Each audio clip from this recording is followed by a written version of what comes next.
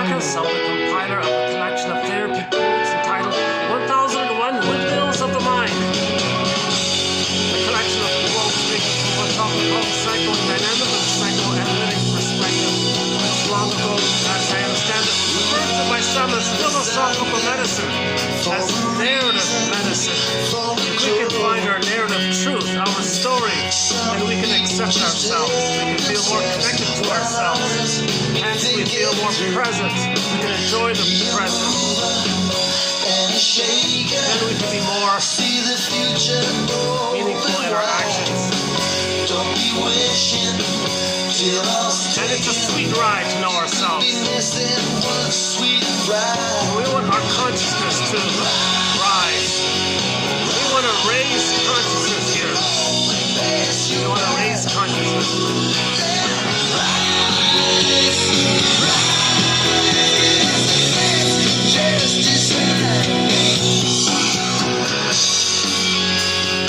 So, hello again, my name is Marcus. I'm the compiler of this collection of therapy quotes entitled 1001 Windmills of the Mind, a collection of quotes taken from what's often called the psychodynamic or the psychoanalytic perspective, which long ago, as I understand it, was referred to by some as philosophical medicine or narrative medicine. Narrative medicine. The trauma is, so we're dealing with what's called relational trauma, interpersonal trauma, developmental trauma, attachment trauma, a strain trauma, meaning the child doesn't really enter into any kind of secure, safe attachment style with the mother after he's born. Of course, he somehow finds some way to relate to the mother, but it's painful. It's called insecure. And to have that compromised, convoluted attachment, he pays a huge price for it. He freezes up inside. Okay, so that's the trauma. He's going to lose his golden ball, his vitality, his feelings. This is seen in the Disney movie Inside Out, when joy and sadness get zooped away into this far-off place, meaning we repress our true feelings, and it goes deep into the part of the brain called the non-reporting brain, or the implicit memory system, pictorial, pre-verbal, timeless, unconscious. We don't know it, so the unconscious side. So hence it's called the unconscious. Or Robert Bly's metaphor, it gets put into this bag that we drag behind us. So it's recorded in the brain. The child creates psychological imprints, mental templates, a schema, working model, stencil. We remember things that are emotional. So for the child, if the mother's not doing it right, that's a pain. He's going to remember that. Now, how does he survive with the mother that's paining him? How does he adapt to his first environment? Humans adapt to their environments. Well, the baby's first environment is the breast mother. How does he adapt when he's in this huge double bind? He must turn and try to attach to the breast and feel safe and nurse and so on. Develop. Humans come out too early. No baby can make it on their own. All of the baby's life force is searching for the safe oneness with the mother. And what if the mother's hurting him, shaming him, but the baby's got to turn to her? At the same time, he's going to receive pain by it. How does he adapt to this? Well, this dynamic equals the attachment to the mother. So he's got to record this, that to feel some kind of a connection to the mother, he's got to feel pain, but then he's going to repress it. So that's called an insecure attachment style. So the imagery for this is that the petrified frog baby from the sitcom The Many Loves of Dobie Gillis, the character in that sitcom named Maynard Krebs had this hobby of collecting petrified frogs. So maybe that was the scriptwriter's effort to just present the image that someone may feel like frozen inside, or stuck inside, or petrified inside. Like the frozen woolly mammoth in that block of ice up in Siberia somewhere. A more dramatic one comes from the Greek myth of Narcissus, where his soul turned to stone. So just quickly, once again, myths and fairy tales are describe inner dynamics. They're metaphors for psychology. Myths and fairy tales are true on the inside, not on the outside. Every character in a myth or a fairy tale represents some kind of fantasized personification of some aspect of ourselves. So in the myth of Narcissus, the two main characters we see there is Narcissus and Echo, but they're not separate characters. this is just some kind of metaphorical way the storytellers came up with, the shrinks back then came up with, shamans or the storytellers, the shrinks teaching psychology, they create this kind of vivid story. And you know, they're powerful because language is, we don't speak the ancient. Oops. Oh, my dollar, what happened here? My dollar battery just blinked. Oh no, my laptop just gave me a message that there are no viruses. Okay, okay.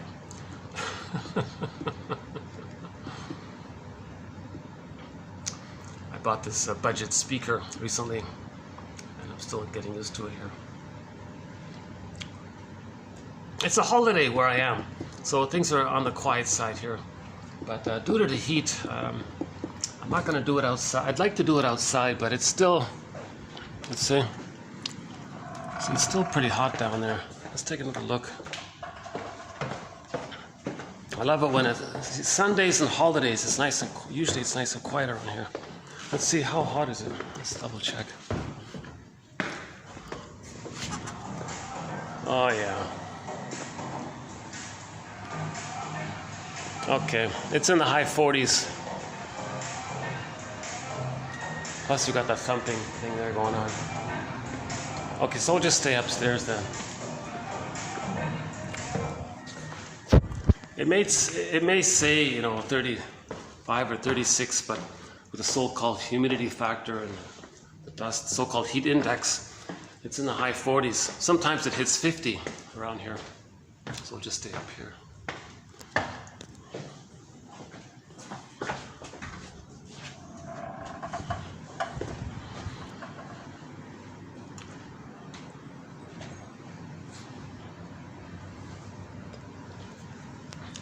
So myths and fairy tales describe psychology. Yeah? We call them soul stories, like dreams. They're from the inside. Yeah. So, right, and because people would speak different languages, if there's a story with images, it's useful for everybody. Right? So in every language, we can translate the story of Narcissus, right? Guy looks into a pool of water, he sees his reflection, he's transfixed there, his soul disembodies, that's echo, turns to stone, and so every language can translate the imagery of that myth, right? Because it's a commonality. All babies in the womb think it's just about them. If there's trauma, they're stuck there. It's called narcissism. Right? So the baby in the womb is one with everything around him. And so he has this blissful, powerful feeling that he's one with the universe, or maybe he's the universe. His eyes are closed. He's in the water world, by the way, so sometimes they call it the oceanic feeling, the oceanic oneness, this oceanic bliss-like feeling. And all of his needs get automatically met. Nobody really believes, or nobody's presented any kind of theory that the baby has some kind of sense, conscious sense that he knows he's a little person inside his mother who's another person. There's two people there. Nobody thinks that is taking place. So the hypothesis is that he has some sense that he's a he, that he's himself, but he's just one with everything that's around him. So he's like a god or a king. He's just, everything serves him, everything's for him. So that's narcissism. It's just all him. It's called solipsism. Everything's for him, serves him, takes care of him. Everything feeds him, handles his waste elimination. Right? In the cord, you got the three veins. The center vein straight down sends the baby everything that he needs. The two that spiral up from the baby to the placenta sends up the waste elimination, which gets metabolized literally by the placenta. And so then he gets all the goodness that he needs. So it's very smooth. He's floating. It's relaxed. There's no stress, I guess. And he's developing and getting bigger and stronger. I guess he's feeling pretty. So the theory is he's in the Garden of Eden. He's in some kind of paradisical kind of condition, and it's all just him. So that's the main point. He thinks everything is just him. Now in the last video we mentioned that if there is some sense of otherness, maybe it's music.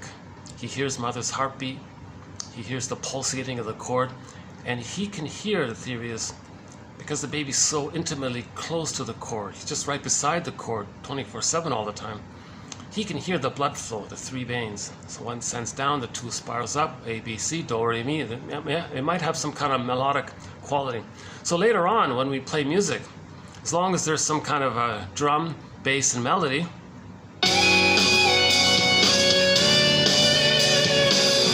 so we can hear the drum beat, sort of the thumping of the bass, and the whiny guitar thing. That's sort of like the melody, right? Do, re, mi. 1, 2, 3, A, B, C. Not a music major. It's going to remind us of the music-like sounds that we heard in the uterus. Now, when we were in the uterus, we had our golden ball. We had all of our feelings. All babies are born with a golden ball, body-mind connection. It's one, body-mind connection. I feel, therefore I am. I feel, therefore I am. So we're embodied. All babies are embodied. So when we're in the womb, we have our golden ball, and the first connection, the first link to it is the musical other. So the music. Some babies hearing some kind of music outside of him. So later on, when we play music, it reminds us of when we had the golden ball. Now, the golden ball means all of our feelings. And it's embodied, so we're happy and alive. We're calm, with joy, peace, we're comfortable and alive, right? So music can remind us of when we had our golden ball, hence all of our feelings. So one author, Grassi 24, go to TQ 2541 and 2 about music. He said that music is the master emotion because it reminds you when you had all of your emotions. So music links you ultimately to when you had all of your emotions. Hence, we love music so much. So that's a sort of that music part belongs to our thread on art, the psychoanalysis of art. Just one of the 56 threads in 1001 Windmills of the Mind. 1001 Windmills of the Mind is basically an encyclopedia of material from the psychoanalytic tradition. 56 chapters or little books, now comprising approximately 10,000 quotes. It's a rich collection. The benefit of my presenting this is that since I'm not a shrink, professor, social worker, doula, midwife, nutritionist, since I'm not a scientist or anything like that, I have an ordinary BA, then I'm picking the quotes you'll find in this collection, in other words, are fairly straightforward. And there's no Freud, ironically, because I don't trust the English. That's sort of a personal question, because I don't trust the English translation. Very convoluted. Even the English translators sort of mocked at the idea that they can't imagine how others are going to understand their convoluted. He had some negative things to say. So there's no Freud for that reason. Thankfully, a lot of other people sort of waded through it and filtered it out. Over time, his ideas have been preserved, and but the original direct quotes in Freud, the only time I'll include it is if a German speaker translates it. If a German author says Freud says such and such, fine, I'll include it. But that's very rare, because so there's no Freud, no Jung, no Lacan, because those two guys, they wanted to be like gurus or cult leaders or something. They wanted to create their own quasi-religious. It was just all about them. They wanted attention. They want fans and admiration. So they'd make up all this convoluted jargon and use their personality, and so it wasn't really helpful. And but on the positive side, those two guys kept psychoanalysis alive because a lot of the followers sort of picked out maybe the positive parts of what they're saying and ignored the personality of him and focused on maybe some things that are there. And so we do have some quotes from people who followed Jung. like Robert Bly and Marion Woodman and John A. Sanford and Robert A. Johnson. A couple from Von Franz. She's sort of the #1 follower of Jung, right? Marie-Louise Von Franz. In her book about the puer, eternal youth, the one who can't grow up because he never got loved. I remember her opening statement in that book. So if she has a client with a narcissistic pattern, let's just finish up with the myth. Let's go back to the myth, for example. So okay, so no Jung, no Lacan, no Freud, and none of these other sort of pop culture-y kind of controlled opposition kind of. They just waste your time and they talk a lot. You get nothing really from it. So what we do have in 1001 Windmills of the Mind is really the heart and soul practical, kind of gritty sort of practical material. Developmental theory, object relations theory, the work of Melanie Klein, the work of Margaret Mahler, William Fairbairn, James F. Masterson, Karen Horney, right? Edmund Burglar, immense contribution from Edmund Burglar, and a lot of good authors in that area, like Thomas Ogden and James Grotstein, Aletha Horner, and a host of others. Complicated grief is a very important thread in our collection. Psychoanalysis of prejudice, another very important thread. Emotional eating, another important thread. The body bears the burden, psychosomatic. So it's they call it conversion. So water can convert to ice. Imagine that image. Water can be like feelings. Okay. So water turns to ice. So our feelings can turn into the body. So if we have a physical symptom, it's a conversion from the feelings we couldn't accept, the feelings that couldn't flow or be accepted. It turned into a bodily symptom. So we have this whole thread on the body bears the burden issue. Most physical issues are conversions from emotions that we couldn't deal with or face or accept. The body bears the burden. The body remembers. Every body tells a story. So the body is holding it all. Physical symptoms reveal and conceal, sort of a compromise there. Another important, so that's a key thread as well, mainly by the work of John E. Sarno, about the back. He talks about the back pain. Now he's a medical doctor, so we have his quotes, and we have an exciting thread on TV show and movie quotes that are psychologically minded. That's one of the most fun threads. Another fun thread is sort of the self-help area, just quotes from self-help authors that are sort of psychologically or psychoanalytically minded. So they say things in an informal way, so it's kind of fun sometimes. Psychoanalysis of humor, that's a thread. So it's a balanced encyclopedia. Maybe half of the 56 chapters are maybe a little bit theoretical and jargon-based. The other half are sort of more easygoing kind of thing. In this video, mainly we're going to add a couple of quotes to our thread on the histrionic personality pattern. And I'm just borrowing as an example for this the character Joan Stevens in the sitcom I Married Joan. The actress was Joan Davis.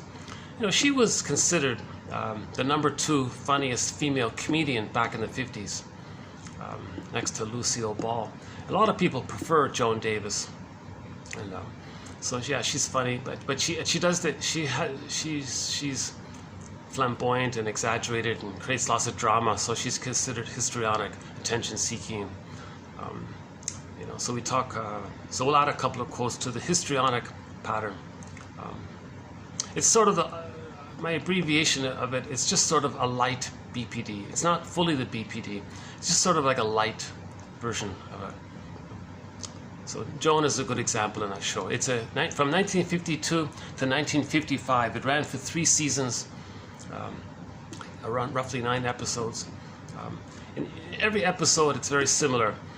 Something starts off very simple. She creates lots of hilarious drama around it. She manufactures it. She'll take a simple thing and create all of this chaos, and then now she's. but she's the center of attention all the time. So the purpose is she wants to be the center of attention. She wants approval. She wants acceptance. She's testing all the time. She's creating it. And finally, when things seem hopeless, she comes in and saves the day, and everything's good at the end. So she's very dramatic like that. And the husband is a judge, so he's the good parent, and understands her and is steady for her and accepts her. But sometimes he gets angry, and then she vacillates between playing the princess, the diva princess, and the victim child, the hurt, wounded child. She'll even she'll have onions around to make her cry if she has to. So she's very theatrical. The word histrionic means theatrical and all that, right? So I'll have a couple of quotes there. Plus, a recent thing that we've been doing here in 1001 Windmills of the Mind, related to our thread on repetition compulsion, possibly the number one most important concept. It's this thing called repetition compulsion, where we repeat symbolically in the present something to represent the actual trauma in the nursery, with the fantasy that if we replay it symbolically, maybe magically we can change the past. It never works. Repetition compulsion. But the positive intention is to make us aware of what happened in the trauma. Okay, so if the mother doesn't meet the baby's needs, baby felt shamed, earth opens up and his core gets pulled down. Joy and sadness get zooped away. Okay. The response in terms of feeling is that the petrified frog, the frozen woolly mammoth, the turned to stone one. That's the trauma. We lost our feelings. So the trauma is we lost our feelings, and we want to get back our feelings. So psychoanalysis is ultimately about getting back our feelings. Then we can enjoy the present. If you don't have your feelings, you're still dwelling in the past, just using the present to replay the past, carrying the past in the present, not enjoying the present because the present is still emotionally the past. Okay. So in the Greenberg film, Shrink said to the guy, quote, "You have trouble living in the present. So you dwell in the past because you never really lived it."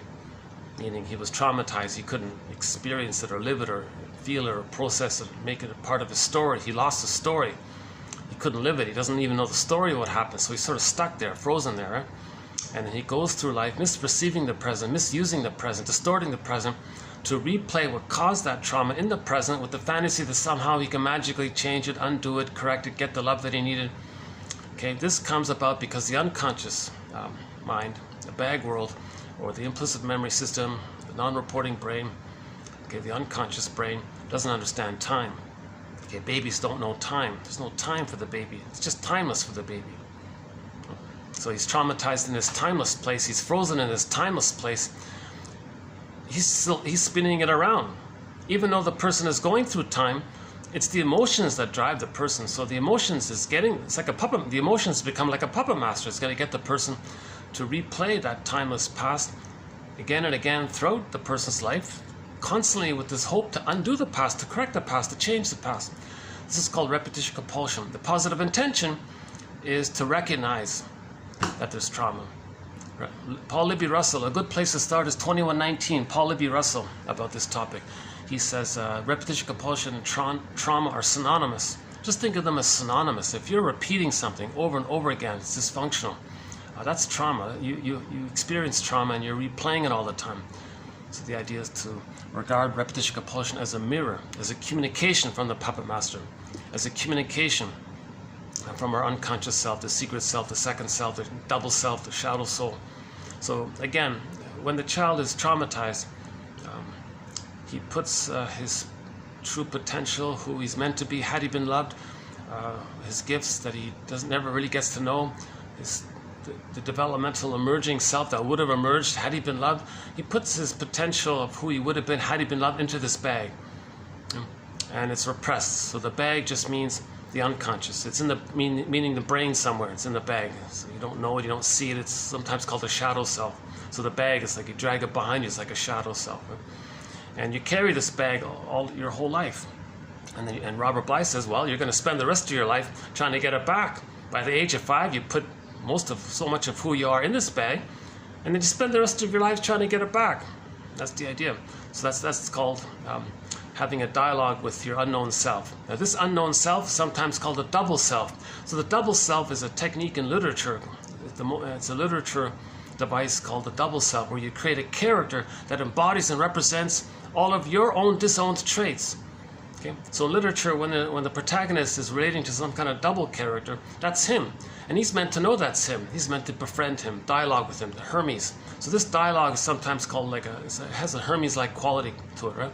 So narrative medicine, the medicine symbol, okay, the medicine symbol is based on the original messenger quality, the umbilical cord. If you look at the medical symbol, the seductive symbol, you got the staff and the two snakes. Okay, that's the umbilical cord. The center vein sends down the food, and the two veins that spiral up, okay, we see it as the snakes. Okay, then that's the original dialogue between the baby and all that's around him. And there's like a dialogue there. So we want to sort of be like a motivation, inspired by this concept that there's some kind of a musical flow between us and what we don't know about ourselves, and us and what we don't know, and it's going to flow, musical flow. So we want to have a dialogue with ourselves. That's narrative medicine. So Hermes flies around holding the umbilical cord to encourage this dialogue. In the Phantom of the Opera, she does it voluntarily. She dialogues with the scary dude in the basement. Okay, so the basement's the unconscious. The scary dude represents her disowned pain, shame, and rage. So she's getting to know herself. She's talking with herself, so to speak. And when she accepts aspects of herself that she denied, because she faced it, so she accepted it, that herself is in there, now she's more embodied, and she became a better singer. She was more embodied. So in trauma, we lose a lot of ourself. The feelings go in there. That means we lost a lot of ourself. I feel, therefore I am. If we don't know our feelings, we don't know who we are. Hence the frozen, petrified feeling. So back to the narcissist myth. So if the baby doesn't receive emotional love feeding, he can't develop. He's frozen at that place where he thinks it's all about him. Hence the image of him staring into the pool of water, seeing himself. That just means he thinks it's all about him.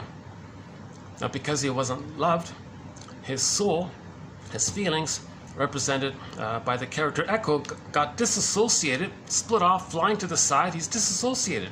He's disconnected from his feelings. And in that myth, Echo turned to stone, and he turned into the little flower. So the flower represented the illusionary quality of him thinking he's a little god all the time. And he's chasing this, all about him, solipsism. So the flower represented, so it's an approximation that ancient Greece, that little white flower called the narcissus flower. You can see a picture of it on the front cover of Alexander Lowen's book called Narcissism, or just look it up online, right? The little white flower. So I don't know the story, but apparently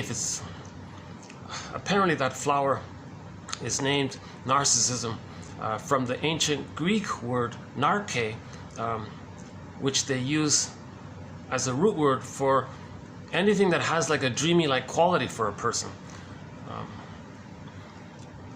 The author said narcotic, but I don't want to imply. I don't think he means it directly like that. It's not like that strong like that. It's just a metaphor. Metaphors just approximate a point to something. It's not literal. We don't take things too concrete here. It's just a metaphor. So narcissists turn into the little flower, representing the image that when the child isn't loved, when a person isn't loved as a child, they go through this dreamy-like solipsistic state where it's all about them. They don't relate to others. They think they're like sleepwalking through life, thinking they're little gods all the time. So if something is useful, fine. If not, forget it. They have very simplistic, selfish, egotistical mindset because they're still in the baby place, where the baby is in an original, justifiable place where it is all about him.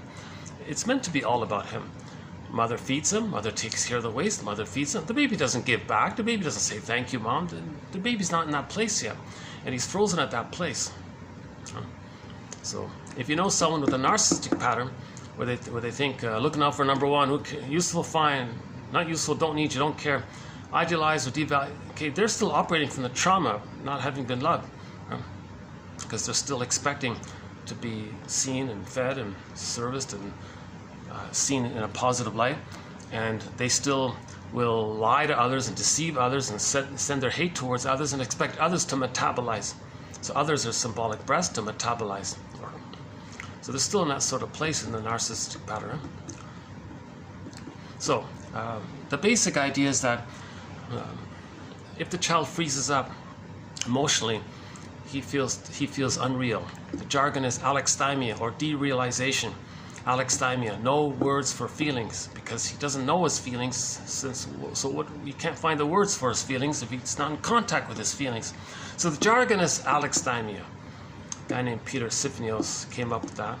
It's from the ancient Greek, again with the Greek, means no, lex, words, thymia, feelings, I think. And people have been using it. So that's his main contribution to the Know Thyself movement, this jargon, alexithymia. But in mythology, it's echo turns to stone. In the sitcom, the frog is petrified. Or we can borrow the idea about the woolly mammoth. He's frozen in that block of ice. Now he's frozen in that block of ice. And one client said he feels emotionally encaged, like that woolly mammoth. He feels emotionally like that woolly mammoth, frozen, stuck in that ice. So some people describe themselves feeling emotionally constricted like that. At midlife, this is represented when people say something's missing. Am I living the unlived life? Is this some kind of, I feel like I'm living some kind of provisional life or something. When does life begin? I feel like my life is on hold, like that woolly mammoth's life is on hold. You know, so that's the midlife expression of it. Hence the call to search for our golden ball. So we go on the second journey of midlife, called the hero's journey. The true hero's journey is it's inward. It's like the opera singer in the Phantom of the Opera. So she's a true heroine. She goes down voluntarily and dialogues with the scary dude. That's herself. Okay, in the Odyssey, Odysseus goes into the hell scene and faces aspects about how he feels inside. Okay, so he saw his mother there. That's Jocasta. That's the realization that he was used to comfort her, to serve her. He didn't get the love, huh? And ironically, and she's in that scene, someone made a joke about that, right? And then, of course, he sees Sisyphus. Odysseus sees Sisyphus in the hell scene. He looks into Sisyphus's face and he sees that it's his face. Again, repetition, compulsion, and trauma are synonymous. So he's making links. You know, the mother's there, Sisyphus is there, Agamemnon is there. That's a symbol for how we betray our feelings. When the mother betrays our feelings, then we do it ourselves. That's the image of Agamemnon when we betray our feeling. So you think, okay, I got some clues here. So now he continues on the journey. And we know the story, a lot of temptations to give up. It's difficult. He can just stay a mama's boy. Calypso says, oh, just stay machismo, just be a mama's boy. And, you know, the sirens say, this is a lot of work, just give up. He ties himself to the mast. I want to find my soul. I want to find my, represented by Penelope. I want to be reunited with myself. This is way wrong. I gotta find who I really am, get back my feelings. So go I know not whither, and bring back I know not what. And Odysseus, he has some sense. He wants to go to Ithaca, his soul castle, his inner home, and be reunited with his feelings.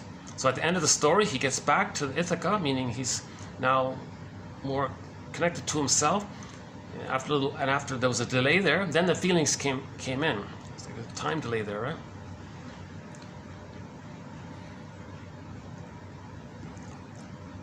In the process of getting the golden ball back, our feelings back, okay, so if we don't have our feelings, we're not really embodied. If you're not in your body, you're not making sense, literally. And it's disembodied discourse that causes all of these problems, because disembodied discourse means everyone's going around distorting the present to see if they can magically create some kind of fusion with somebody, to have the fantasy that they can get the needed fusion with the mother back in the nursery. So all babies need fusion for the first 4 to 5 months, and many are not getting it. So that's why it's so convoluted at the present, because nothing in the present is the breast mother from the past. You know? So at the end of this video, I'm going to update the 25. It's now 25. Used to be 23. If you go to the lengthy video from about a week ago, the 404 video, That was one of my best videos. No views, by the way, but that was one of my best videos. I thought, gee, maybe this will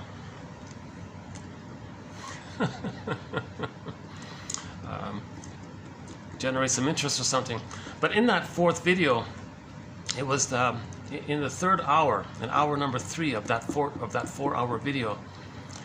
I went through the 23 ways we repeat in the present something that's symbolic, or like a staging, or like a metaphor, or some kind of representation that represents the past, thinking that if we create this staging thing in the present, we can magically, we're still in the past and get a better past. It's ridiculous, right?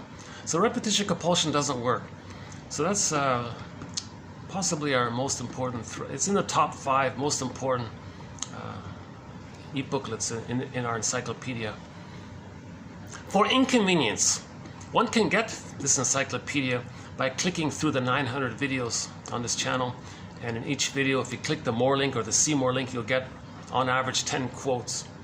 So 900 videos times 10, so there's about 9,000 quotes there. For convenience, instead, so and, or, but, for, as an option, for convenience, at the coffee page, one can get the complete file, the 9,000 plus another 1,000 plus quotes, sort of in the honorable mention category, for a total of 10,000 quotes. These quotes are like 1 or 2, on average, maybe 1 or 2 sentences long. It's concise, it's clear, it's to the point, it's on topic. It's I believe it to be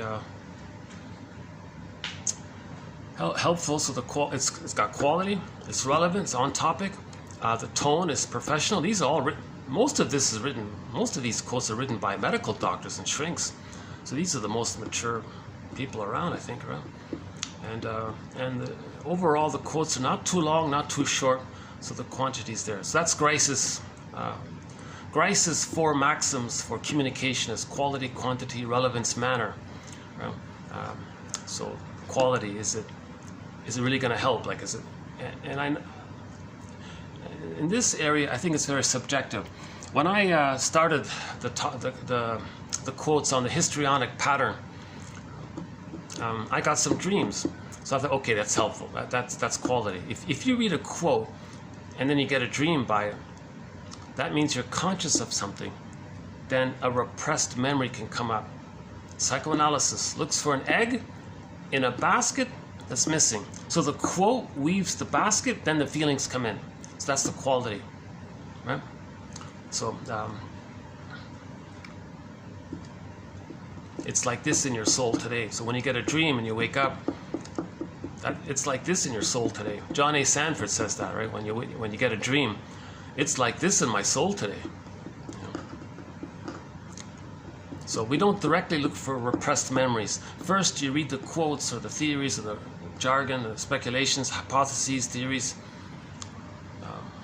authors' opinions, and some examples of interpretations, knowledge of defense mechanisms, personality patterns, interpretations, and you have some kind of conscious recognition of it. Then it may lead to a feeling. So first you build a nest and leave it alone, then the egg will come when it comes on its own.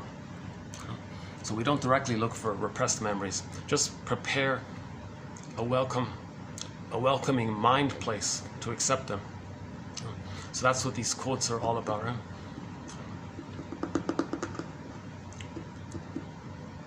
So it's a very measured sort of a, very humanistic, caring kind of loving attitude, knowledge and theories, and then, oh, yeah, I relate to that, and a feeling comes up, and you know what's going on.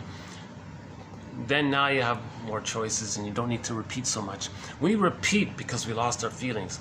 We repeat and search for our feelings. Finally, when we get our feelings, we stop repeating.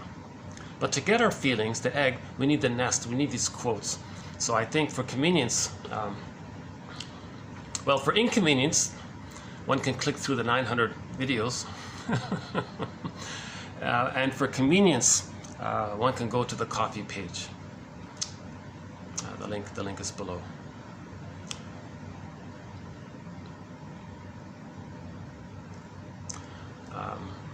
to the best of my knowledge, this is really the only encyclopedia of psychoanalysis of this type ever created. Gregory Bauer, his book called Wit and Wisdom in Psychodynamic Psychotherapy, done a few decades ago, sort of represents like a teaser sampler of 1001 Windmills of the Mind. You know? And half of that book is Freud quotes, so you can wipe that, so forget about that, right? And then, so it's really just a teaser of this.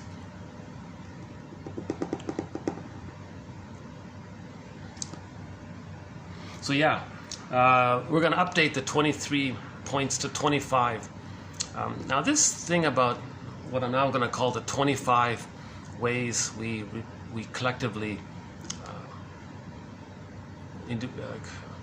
most of us somehow want to know that there's trauma in the nursery, and what do we do in the present that communicates that? It's a very challenging theory, like hypotheses, speculation, brainstorming. Like Robert Bly says, 30% of what you're going to hear is wrong. It's up to you to figure out which 30%. You know?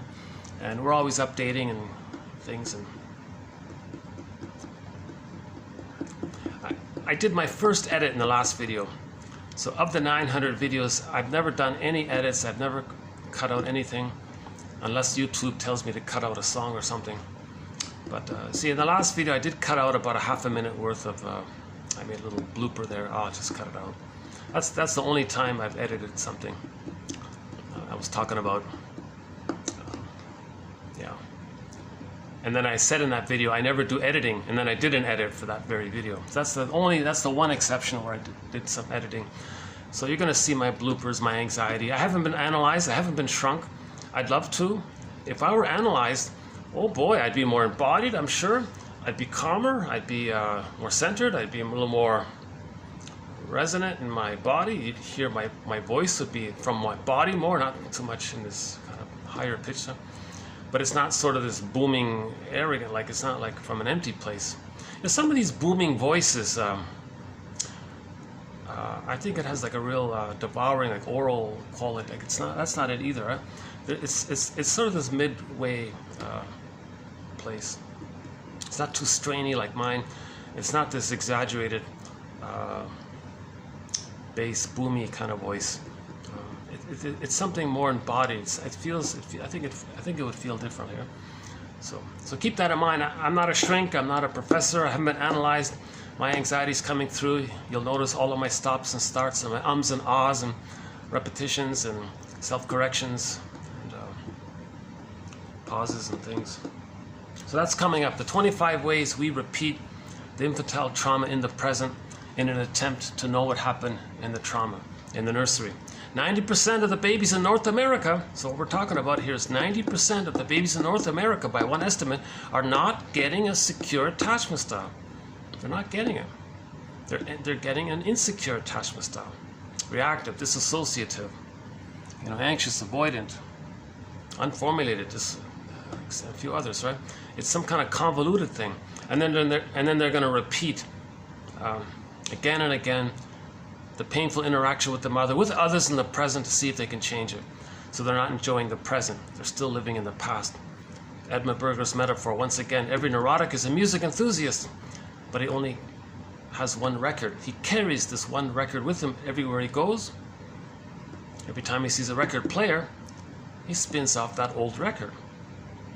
He's not enjoying the present. He's still emotionally living in the past. Bruce Bode calls it emotional unfinished business. He's trying to still process and cycle it through to find his narrative and his story and get back his feelings. Unfinished. He lost his golden ball. That's unfinished. He wants to get back his golden ball. So he's replaying the past all the time in the present, not enjoying the present. Again with that Greenberg film, the shrink said to the guy, you have trouble living in the present, so you dwell in the past. We repeat the past in the present because of the pain we're feeling. Somebody says, what pain? What are you talking about? I don't know. I don't feel any pain.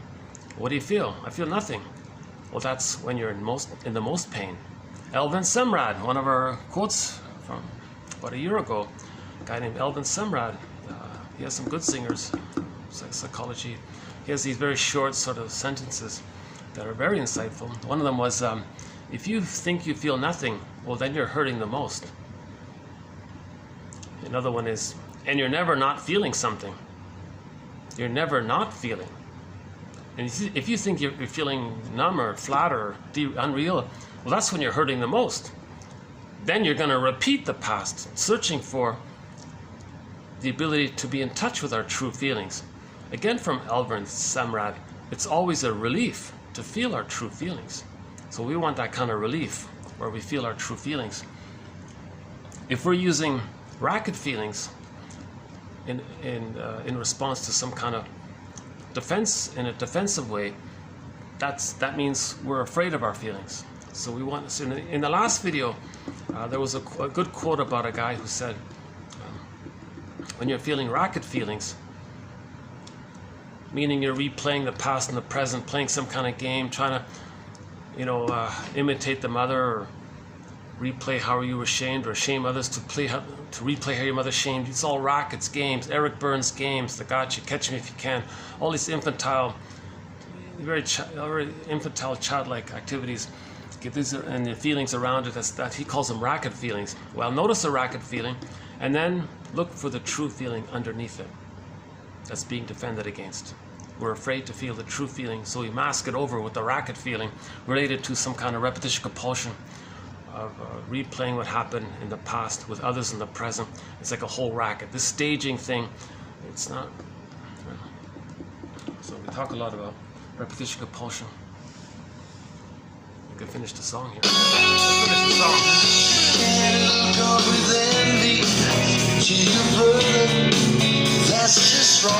Yeah, another major threat, envy. I won't do it again. In the last video, I spent some time on envy.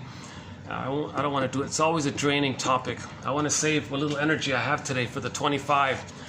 This is really what I'm gonna. I want to do a good job with the 25 as best I can, but I'm gonna update it and try to do a better job each time. Yeah. So in this song here, Rise, he intuitively says, if there's envy, that's trauma. All of the manic defenses, meaning things we do manically that are negative because we can't accept the loss of not having the good mother that we should have had, that should have been there. The greatest hurt of all, mother failed us. Okay, so the trauma, and if mother fails us, we don't differentiate and have our golden ball and feel we can't mourn losses. The psychic structure needed to be able to mourn losses is what's called differentiation. Baby and the mother are one, it's blurred. If he's loved, he feels safe to separate and individuate. If he doesn't get that, he's stuck there like narcissists. Narcissists can't mourn, okay, because it feel like he's mourning and losing himself because the mother's him. Later on, there's an other, links to the mother, mother's him. To admit the loss of an other, it feels like he's admitting the loss of mother, him, hence him. It's too complicated, it's aggravated, prolonged, denied, chronic leads, okay, that's called melancholia or pathological nostalgia. He can't mourn losses, but he's going through life being reminded of the loss. He's got denial, but he does feel it. It goes against himself. The anger and sadness about a loss, let's say there's a divorce, he's going to direct that at himself, but he's got to quell it. The way to quell it is to do something manic. So the manic defenses are mainly hate, greed, envy, spite, vindictiveness, schadenfreude, the grandiosity. Okay, lots of controlling, because then you don't. If you control, then what you're controlling won't be lost, and you won't be triggered of the loss. So controlling is an attempt to not experience loss. You want to control it so you don't lose it, because if you lose it, you're going to feel the pain of loss, but you don't have the feelings to do it. So that causes pain to not have the feelings. Okay, joy and sadness got zooped away with trauma. And contempt is very strong. If there is a loss, they'll just say, well, sour grapes didn't need you anyways. So they're very negative that way, right? So envy is a big part of it, greed. These are all the manic defenses. TQ 24, 76, and 77 on the manic defenses. And then following it, TQ 24, 78 to 89. We did a 7-video run on greed, one of the manic defenses. And we include envy in that one as well. But in conclusion, envy means the child wasn't loved. If he hates goodness, envy means hatred of the good, then he doesn't want to be reminded of once upon a time needing goodness. And but he's got a bond to the mother. But the mother means so much pain around goodness. The baby thinks the mother means hatred of the good. He becomes her. So here's the thing called identification with the aggressor, another important concept. The more the mother's love is unavailable, the more the baby searches for it somewhere. He clings to the mother, adhesively sticks to her, searching for it. It gets to a point where he's so empty by being unloved with her, this vacuum there, he's going to identify the shaming mother who hates him and take that for his own identity. That's a trauma. To replay and stay connected, he's going to shame others or hate others to replay how the mother hated him, in effect, from the baby's perception. So again, the baby internalizes his experience of the mother, not the well-meaning, realistic effort by the mother. He internalizes or identifies with his experience of the mother. So the fusion is very tight like that. He's called a mama's boy. He can't leave his mother because he's become her, and he wants to be loyal to her. And because he's got to keep on waiting for her to change her ways. But magical thinking, babies think they create everything, so he thinks the mother will only change his ways if first he saves her. No baby can save the mother. That's in the memory template system. So he's sort of stuck like this.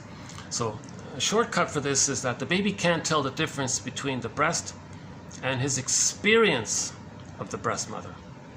If the experience of the breast mother is that anything related to goodness is overwhelmed with pain, and that's his understanding of the breast, and he's got to be one with that and identify with that, then he's going to hate goodness to stay attached to the envy breast that hated him. So he'll hate goodness outwardly, and if he's going to be active about it, so there's Schadenfreude. If he sees goodness damaged, he feels glee because he's attached to the mother, he's safe with the mother. Now, to reinforce the connection, he very often will want to see goodness damaged. That's the iago pattern. They actively, covertly do things to see goodness damaged, then they feel safe with the mother. So envy, that's something really wrong. Something really failed. Mother really failed the baby. Mother didn't even hold the baby, maybe. Mother, here, Nanny, you take the baby. Nanny didn't, stressed out, didn't want to be there in the first place, or does her job the best she can. So the baby thinks, oh my God, where's the goodness, where's the love? Baby felt betrayed by the mother. So he becomes the betraying mother who betrays others to replay, and he betrays others to replay how the mother betrayed him. He's stuck like this. And the only way he feels connected to the mother, hence safe with the mother, is if he does to others what his mother did to him and replays what the mother did to him, due to the repetition compulsion that if he replays what happened to him, he has the fantasy that somehow magically mother will change her ways, but she's not going to change her ways because the baby thinks that's only going to happen when he saves her. But no baby can save a dysfunctional, traumatized woman and make her be a loving, healthy, loving woman. No. Plus, we're talking about memories here. So it's not going to happen, right? So in the song here, this singer here was sort of intuitively just simply saying, envy, there's something wrong here with envy. So yeah, let's play that again.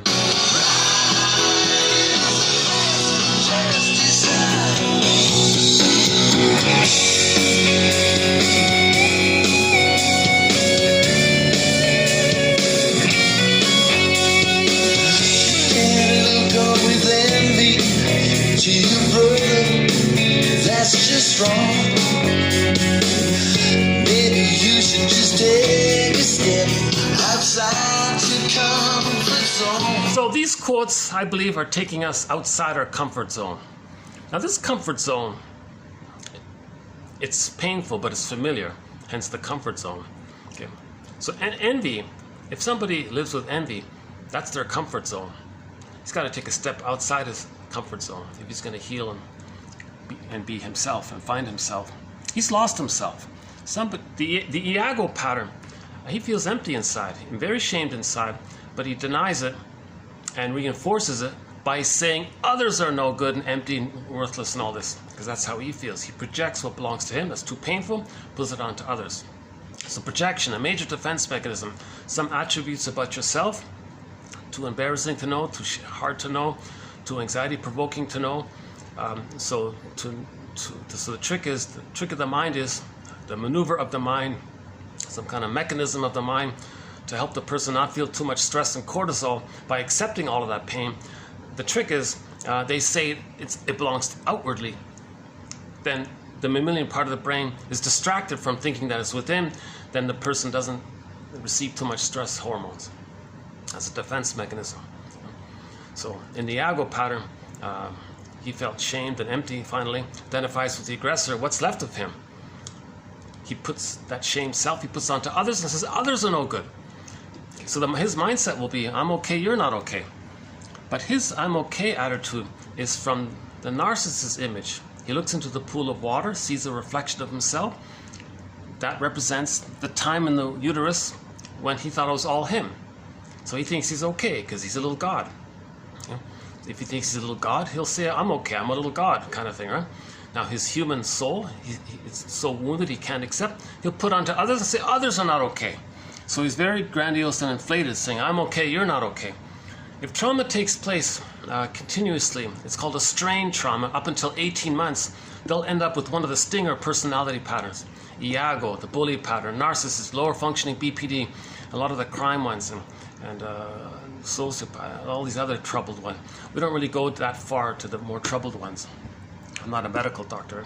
So those are the stingers. Right? So the three main ones I'm just using for the time being is Iago. He sings the song, Find Me Somebody to Damage. He doesn't want to see goodness. When he sees goodness damaged, he feels glee and safe and attached to the mother. The bully pattern, okay, is trying to sees others as symbolic breasts and wants to get a response from the symbolic breast from the past. That's his connection to the mother. That would be like a fantasy connection to the mother. So he frightens lackeys to respond to them.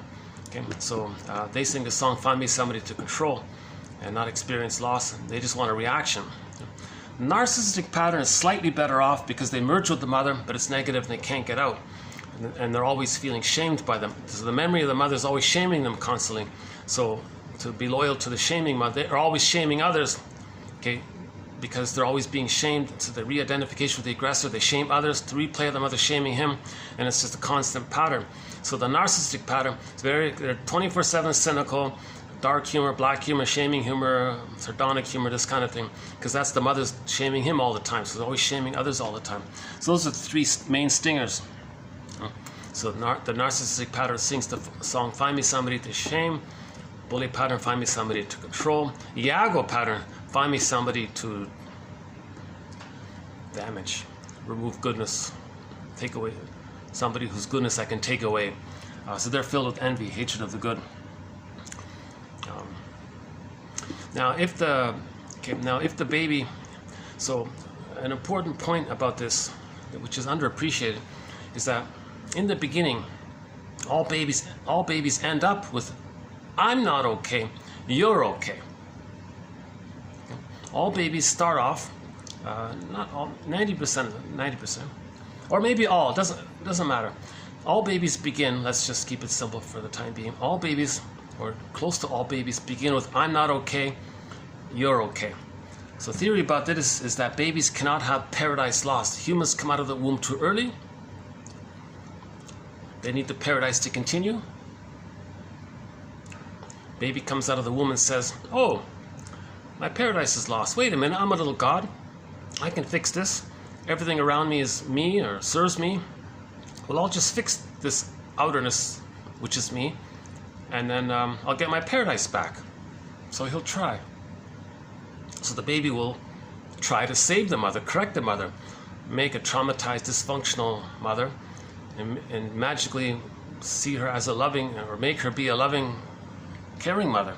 Baby's going to try. In the effort of trying, he's going to freeze up, thinking that that's pleasing his mother, to make her less anxious. She'll change her ways, and then he can get his golden ball back. In the process, he freezes up. It didn't work. So the baby thinks, oh my God, I'm a little god. I lost my paradise. I tried to save the environment, which is me, meaning the mother. I couldn't do it. I guess I'm a flawed god or something. That's his identity. That's shame. So he feels defective, no good. So all babies begin with, there's something wrong with me. I'm flawed. I couldn't get my paradise. I'm the one that's supposed to make the paradise. It's all about me, and the paradise is broken. I couldn't fix it. I guess he's flawed. He tried. So he thinks he's flawed from the point of view that he's a little god and he lost his paradise. He's a flawed god, so he feels defective. Okay, that's part one. Part two of it is the mother. It's the mother who's shaming him and defective. If we're going to use it, if we're going to think of it in this simplistic way, it's the mother who's doing it wrong and who's defective. Baby doesn't see it that way. Baby sees the mother as him. So he's defective. If the mother's a part of him, and the mother's defective, but the mother's him, he says, oh, I'm defective. He doesn't say the mother's defective. He doesn't say the mother's doing it wrong and I'm okay. He takes the flawed defectiveness of the mother doing it wrong and thinks there's something wrong with him, right? Insult to injury. In the end, he's got to hallucinate that the mother's all good so he can feed safely. And to account for that, he thinks, geez, because I'm flawed and defective and something wrong with me, and now I gotta see the mother as good, I gotta lie and make it up that the mother's all good, that I also do something as unconscious guilt. He thinks he did something. So you put those three together, he ends up with the mindset, I'm not okay, you're okay. Mother must be seen as okay to feed safely, to even take in the powdered stuff from the stranger, from the nanny or whatever. Oh yeah, the thing about the stranger, check out the last video about this issue of stranger anxiety. That's a baby issue, the stranger one. I won't redo it here. But that's a very important concept. Yeah, check out the last video about the stranger issue. The past few videos have been okay. There's been some good stuff. Some good theories in the past few videos. I hope I can condense some of this in the future. See, I'm dealing with limited vocabulary myself. I didn't have the greatest of education, so I have a kind of limitations there, right? Yeah. So when I started doing this, I first was searching for someone else teaching this material. Who's teaching psychoanalysis to ordinary people? Zilch, nothing, nada. There are a few so-called controlled efforts to waste people's time, and they don't tell you anything. They just want to entertain you, feed you, just distract you or something, like a soap opera. It's not there. No one's really teaching this material. So someone said, well, if you want to really learn something, well, then go out and teach it. But again, I'm not seeing myself as teaching this because, number one, I haven't fully learned it. I'm still trying to learn it. I'm still a student. I haven't been analyzed yet. Plus, I have no audience. My best video, one of my best videos, the 4-hour video. No, it says 1 view, but the watch time is like 0.1 of a second or something. So I really have no audience, no students. So I don't really have a lesson plan. So I'm not really organized in that sense. So I'm just discussing it and trying to learn it myself. So again, the give back is that the quotes are posted below for your inconvenience. But for your convenience, the coffee page is available. A huge convenience, I think.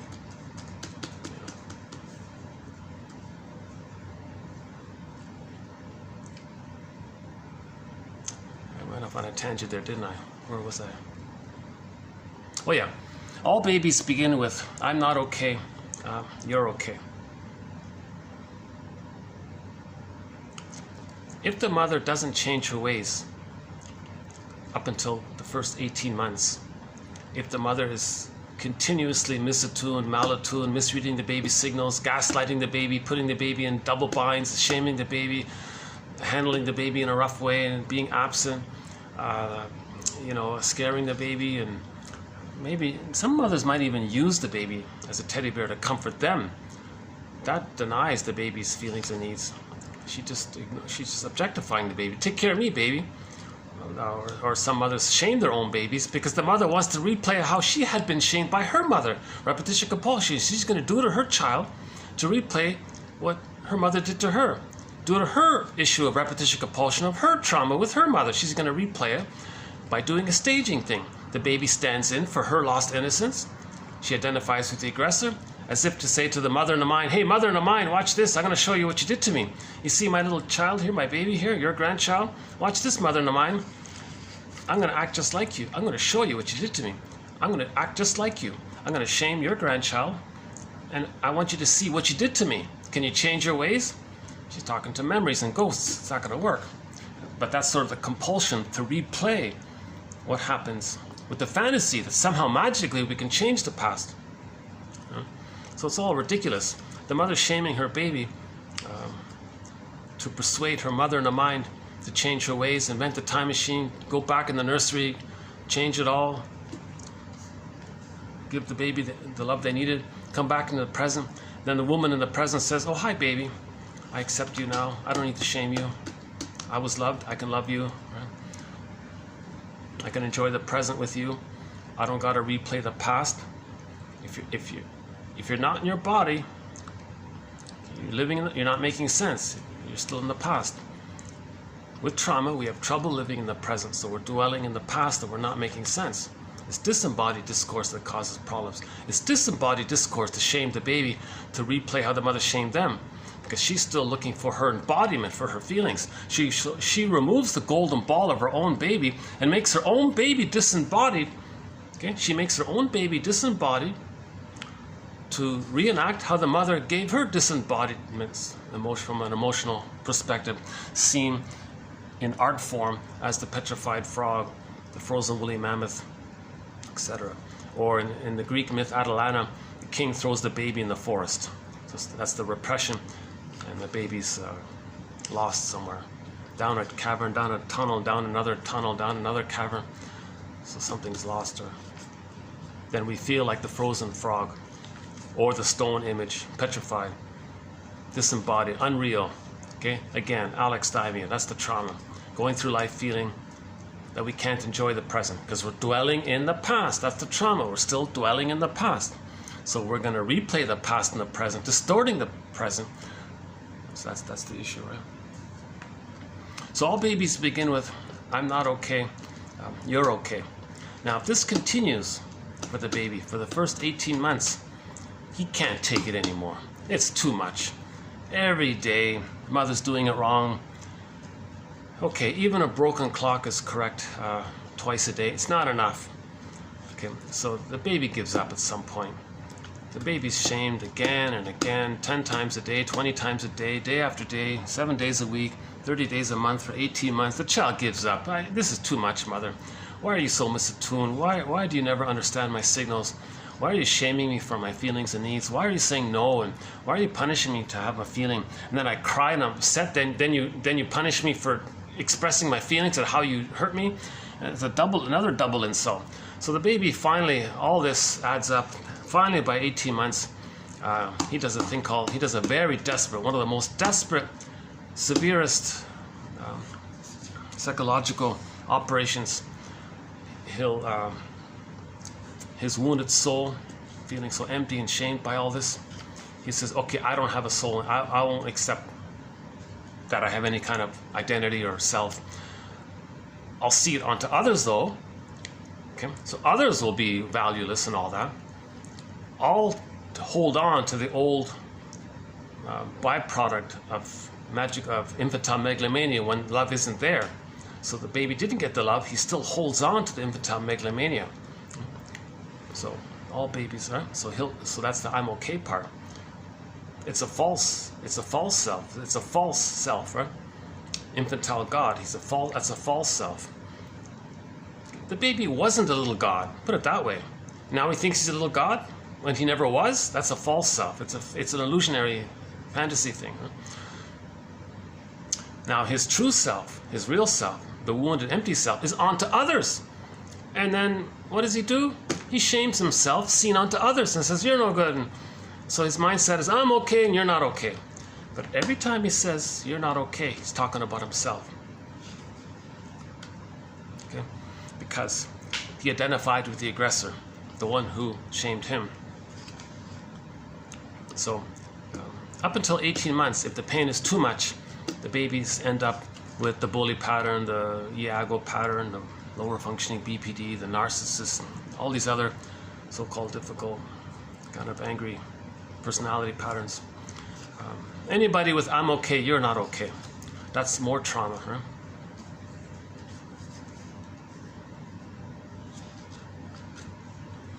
If the baby can more or less try to hold on, if the baby says to himself, hold on, let's get past this 18-month point. Hold on.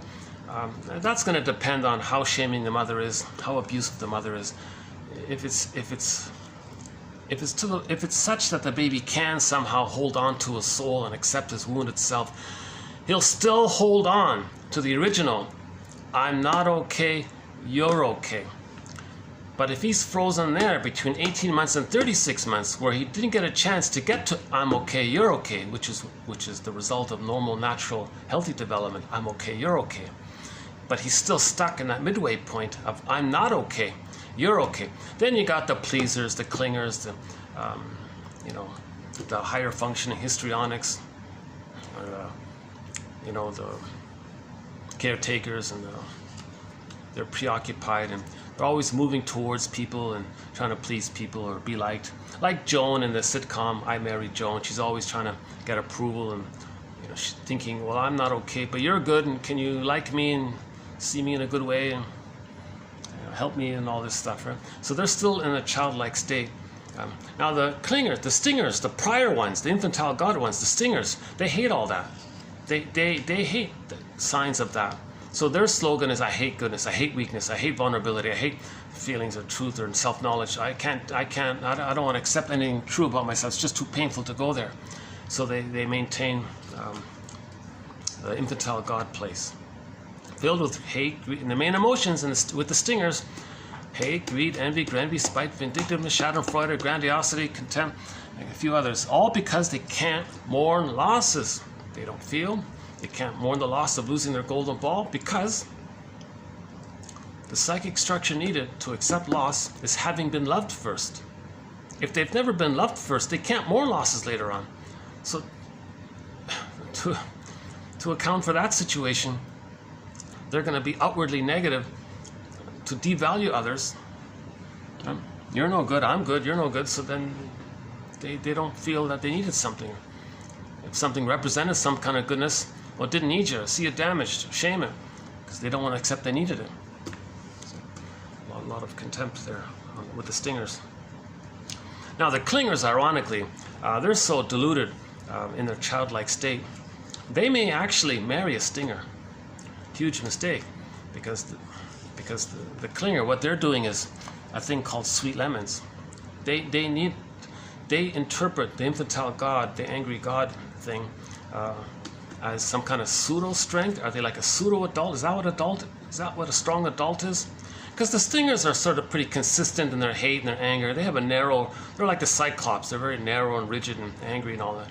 Think about the Scrooge or one of those characters. Just some kind of consistent, hateful kind of thing. No matter how charming they may sometimes appeal, but if underneath the emotions are sort of very negative, the clinger may go, that's kind of strong. They don't realize it's a false pseudo strength. It's not a strength from the embodiment. It's this reactive hate. It's this hate strength. It's aggression, right? Remember, the true state is love, right? I'm okay, you're okay.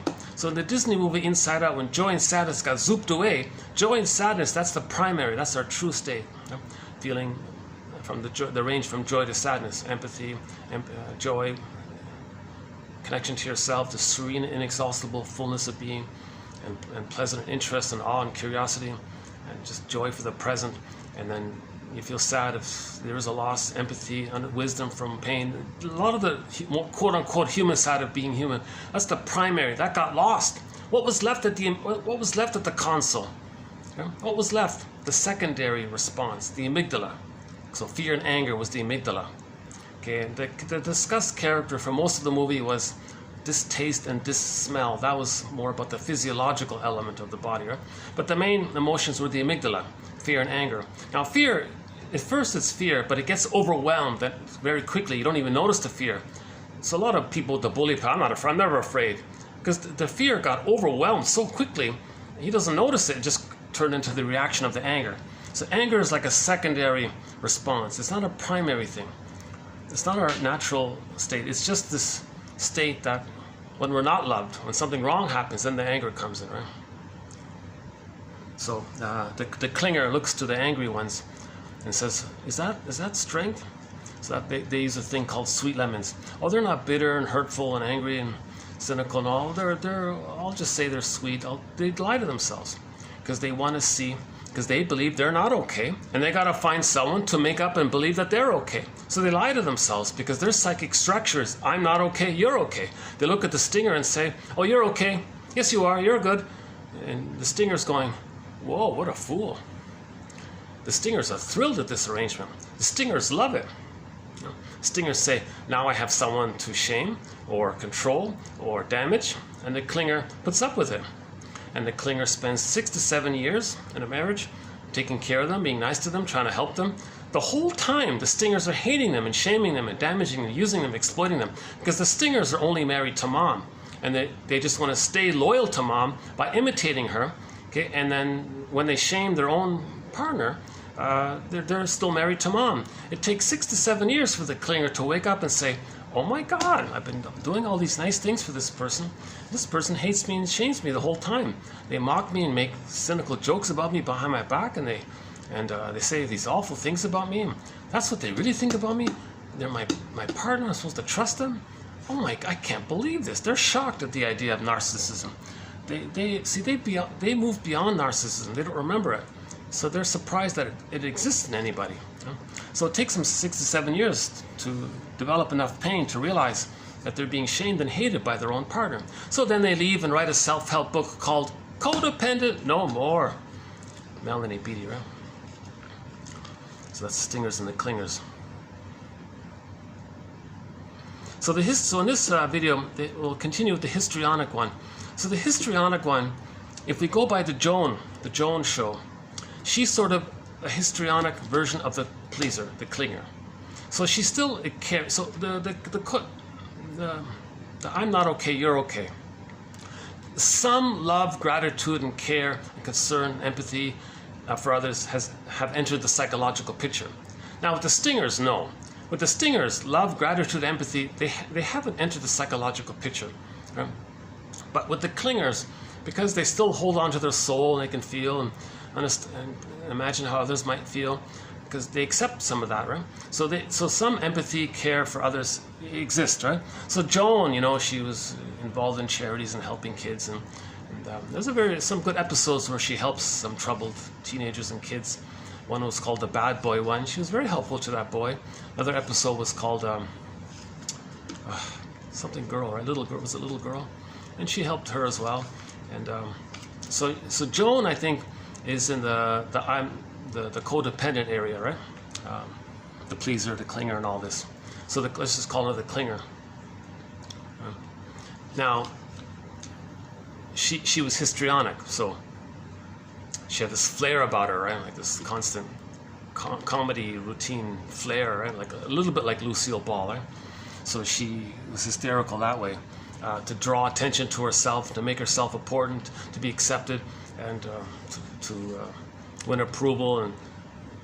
And she always wanted reassurance. Do you still like me? I did this mistake. Do you still like me? And she'll cry if she's not sure, fix it, and always in that childlike state. Well, right? So that's but her baseline was that was the codependent place. But she sometimes, when things were good, she could move up to the healthy place of I'm okay, you're okay. So she was like a peer. So sometimes with her friends, she's kind of equal like that. With her husband, she was kind of equal. That's very nice. When she felt safe, she could move up to the I'm okay, you're okay. It was very relaxed and playful. Now, when she was stressed, when her histrionics didn't work, she might step back to the stinger area where she didn't care about others and wanted attention. And on a rare occasion, she stepped even further to the bully area where she wanted vindictiveness. I'll show you, or wanted revenge on some lady or something like that. But her baseline seemed to be the codependent place, right? So that's the codependent histrionic. Now, there's no real over-the-top damage to others and to self, so she's not the BPD one. Okay. Now, a more exaggerated, extreme shock trauma version of Joan might be the Marilyn Monroe everyone keeps talking about. They call her the BPD one because under stress she hurt herself, kind of thing. Okay. So the histrionic and the BPD are both princess or victim, right? They oscillate that way. So mainly, So the codependent histrionic. Okay, now step down, you're going to have the narcissistic histrionic. So their dramatics and theatrics is always look at me, admire me, tell me I'm good, tell me I'm the best, etc. They don't care about others. They just use others that way. So those, and the third one would be the bully one. But it's interesting. I think the histrionic bully one is similar to the histrionic BPD one. The difference is all of the BPD ones have situational trauma, so things are more extreme. So I think histrionics is BPD light. Maybe I'll jump into today's quotes then after all. After the song. Let's finish the song.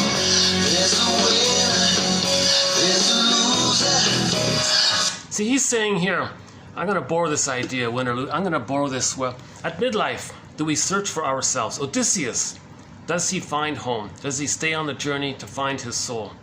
Okay. Demeter, does she find Miss Core and bring her back? And Miss Core becomes Persephone, a revered, respected, honored, treasured character in women's groups around the world. Persephone, symbol for the return of our soul, getting back our embodiment. Okay, so that'd be like the frog would start hopping and ribbiting and hopping, or the woolly mammoth can run free on the field, or Miss Echo came back to life, kind of thing. So that's the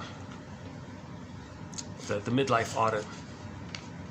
And we don't control it. All you can, as I understand it, just build a nest, and the hardest part of it all is that you need a caring witness to feel safe, to let the feelings come in.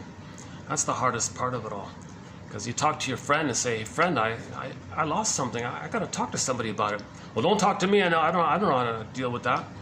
They'll just pat you on the back, say, "There now, don't feel," because they're anxious themselves about this. So it's hard to find someone to talk about it with, right? That's the other issue around it. But we got to make this choice, nonetheless.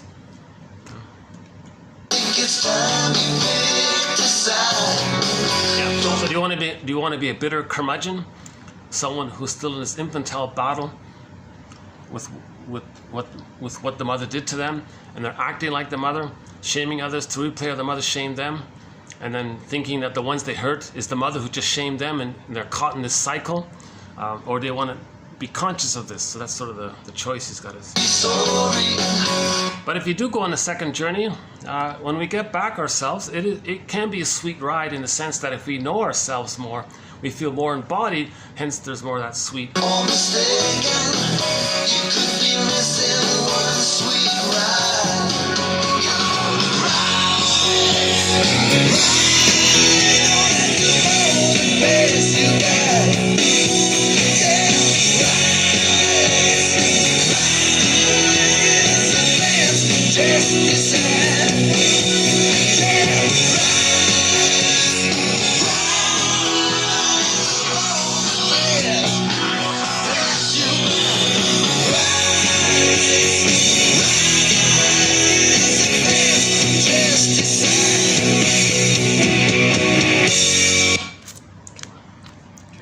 The guitar solo for later. So maybe we'll jump in today's quotes then. So it's mainly on the histrionic pattern. In people, this first quote comes from not a bad little book called 101 Defenses by Jerome Blackman, this author here. In people with so-called histrionic traits, their talkativeness protects them from many different anxieties. So in the histrionic, they grasshopper, talk about this and talk about change topics and talks about that and dramatizes this and makes these global impressionistic thoughts and makes these glittering generalities and makes this up, and it's all over the place and very impressionistic and theatrical. All of this talkativeness protects them from anxiety.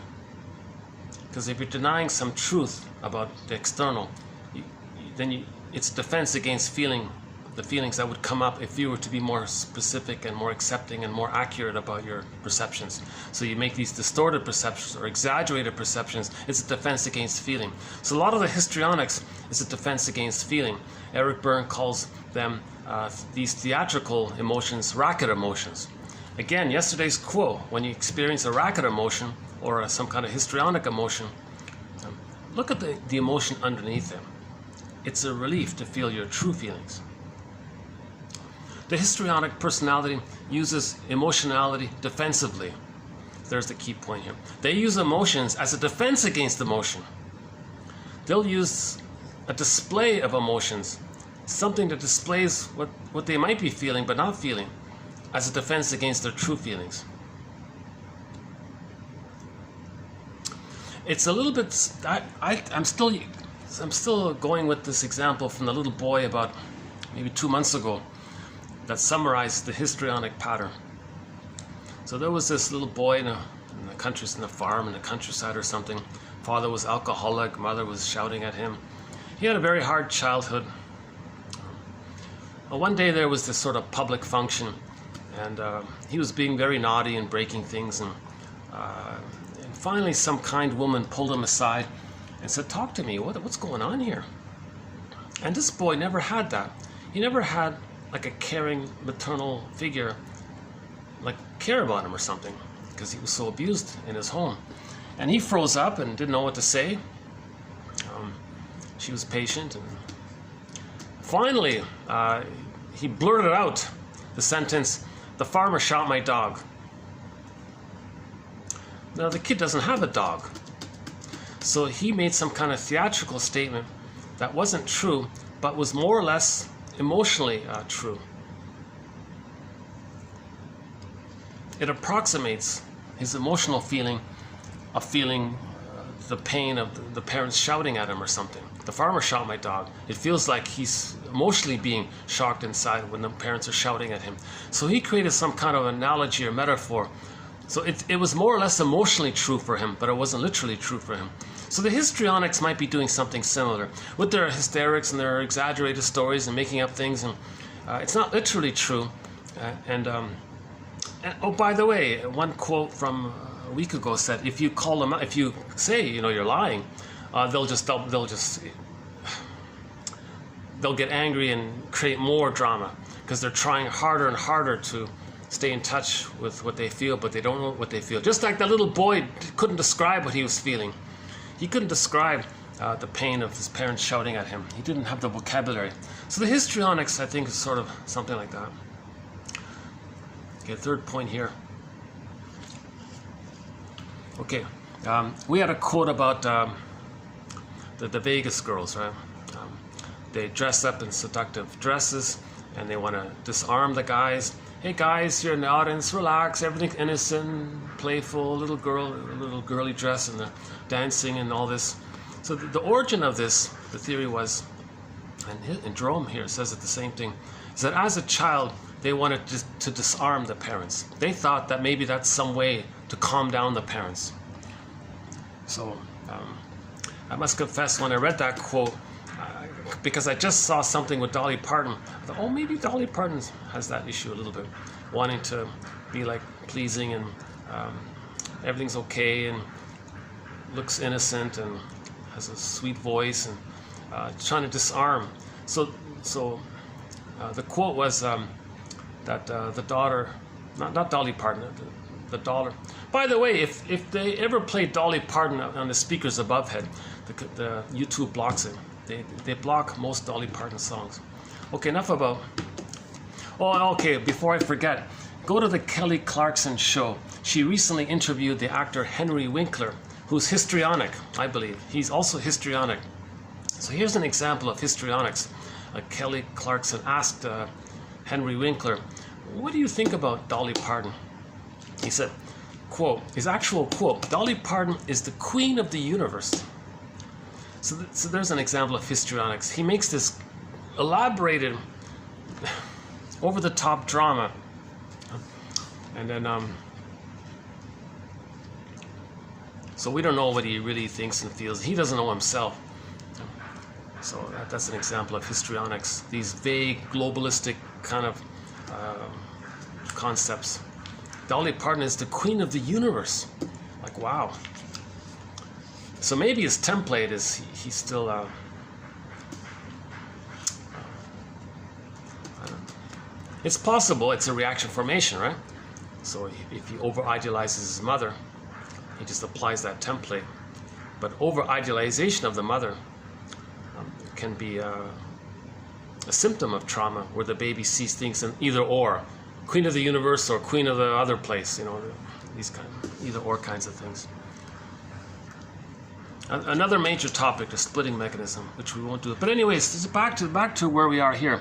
Ingratiating or so-called seductive attitudes, meaning histrionic behavior, he calls it seduction of the aggressor, meaning disarming the aggressor, diffusing the aggressor, making the aggressor calm down. So the little girl in the home might be saying to the alcoholic father, "Look, Daddy, I'm doing this little twirly thing, I'm playing with my baton or something, calm down." And maybe it works. Maybe sometimes the angry father calms down when he sees his little daughter doing some sweet, playful thing. And it worked, and it's stuck there. It can become an enduring pattern. They can spend the rest of their lives trying to disarm the aggressive men. So that's the Vegas showgirl thing. So all of the Vegas showgirls, all you guys in the audience, calm down, calm down. The emotionality is, come on, father, calm down, calm down. It's not about affection or a tenderness. It's not about love in that sense. It's just, it's a power play. A lot of women use seduction as a power means to disarm the male who is more powerful from their perception.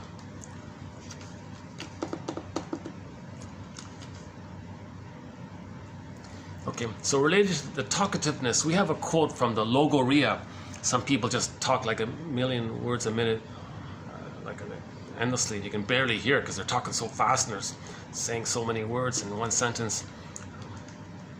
Maybe that's a defense against feelings. Feelings are coming up, run away. So it's called intellectualization. So intellectualization is we use these ideas, the purpose of which is to squelch the feelings and not feel the feelings. If we intellectualize and talk too much, and Logoria can't stop talking.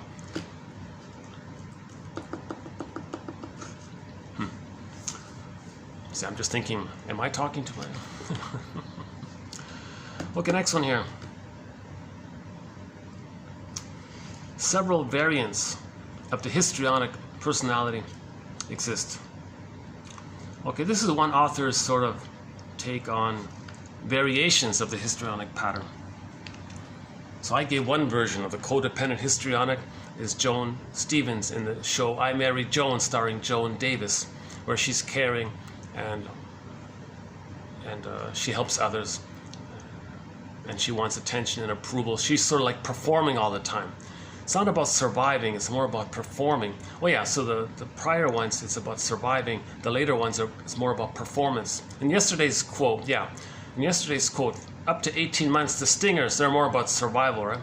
But the 18 months to 36 months, the freezing there, that's more about performing. And, they're not too worried about survival per se. It's more about approval and advancing and that kind of, but they're stuck and they're frustrated there and they're theatrical about that area. But the stinger ones, they're always in this primal either or. See, the baby wanted to take in. He projects as the mother wants to take in. So their slogan is eat or be eaten. These kind of infantile place, right? So it's an exaggerated primal place where the baby is helpless and hopeless, coming out of the womb so early. He's existential fears. He can't accept that he wants to take in mother's goodness, so he gives that to the mother. Is the mother trying to take me in? Is the mother trying to eat me? So the baby creates an image of the abusive mother as a monster that wants to eat him. That's just a projection of his own traits. He wanted to take in. No, he said, no, the mother wants to take him in. So you can see in the survival mentality, there's a lot of this either or kind of thinking. And this obnoxious song they play in the background here, I won't mention it, but there's one really crude song that talks about this either or mentality. So anybody with exaggerated either or mentality, they're coming from trauma before 18 months. That's the theory here. Okay, so back to the histrionic one. Oh yeah, so the three histrionics that I'm basically going with is the Joan Stevens character in the TV show I Married Joan, where she sometimes would regress to the narcissistic place once in a while, but her baseline was the codependent one, the performing side. Okay, now you got the narcissistic histrionic. They don't care about others. They still want to, they just want power, importance, prestige, money, these kinds of things. Then you got, that was represented, Robinson uses Vivian Leigh from Gone with the Wind as an example of the histrionic narcissistic place. And then the same Robinson from his book Real Psychiatry, like film reel to real, double E, right? Real Psychiatry, that book there about films. He uses this film, which I haven't seen unfortunately, called Born Yesterday, about the Vegas girl being like a female mafia. She married this mafia kind of guy. She was just basically a female version of him. But the outward expression of her and the outward expression of him is slightly different, but they're the same. They have the same psychology, because maybe culture expects the guy to shout more and the woman is doing things more covertly or something. But they still have the same attitude, because at the end of that film, she became like the mafia boss, and she treated him badly the way he treated her badly. Those kinds of things. So the three were Joan Stevens, Scarlett O'Hara, and whatever her name was in that film Born Yesterday. Another version, another variation. There are dozens and dozens of personality patterns, theories, Enneagram. Aristotle's student had 30. In 400 BC, I forgot his name, Aristotle's student has a book called The Characters of that philosopher's name from 400 BC. He has 30 patterns. So another version here from this Millon guy. His book is not bad, this Millon guy. Yeah, he's okay. We have some of his quotes from earlier videos. He says here, several variants of the histrionic personality exist. He talks about the theatrical ones can be very sort of chameleon-like, transforming themselves to fit each new situation. So Joan can do that, right? She can blend in with whatever the situation is, imitate people. She's very good at that, right? If she's in one place, she'll imitate them. In another place, she'll imitate them. So she can be very sort of creative, chameleon-like like that, right? But not too hurtful. It's just sort of her attempt to get approval. But if it's the manipulative charmer, that's more the bully pattern one down there. Okay, another one here.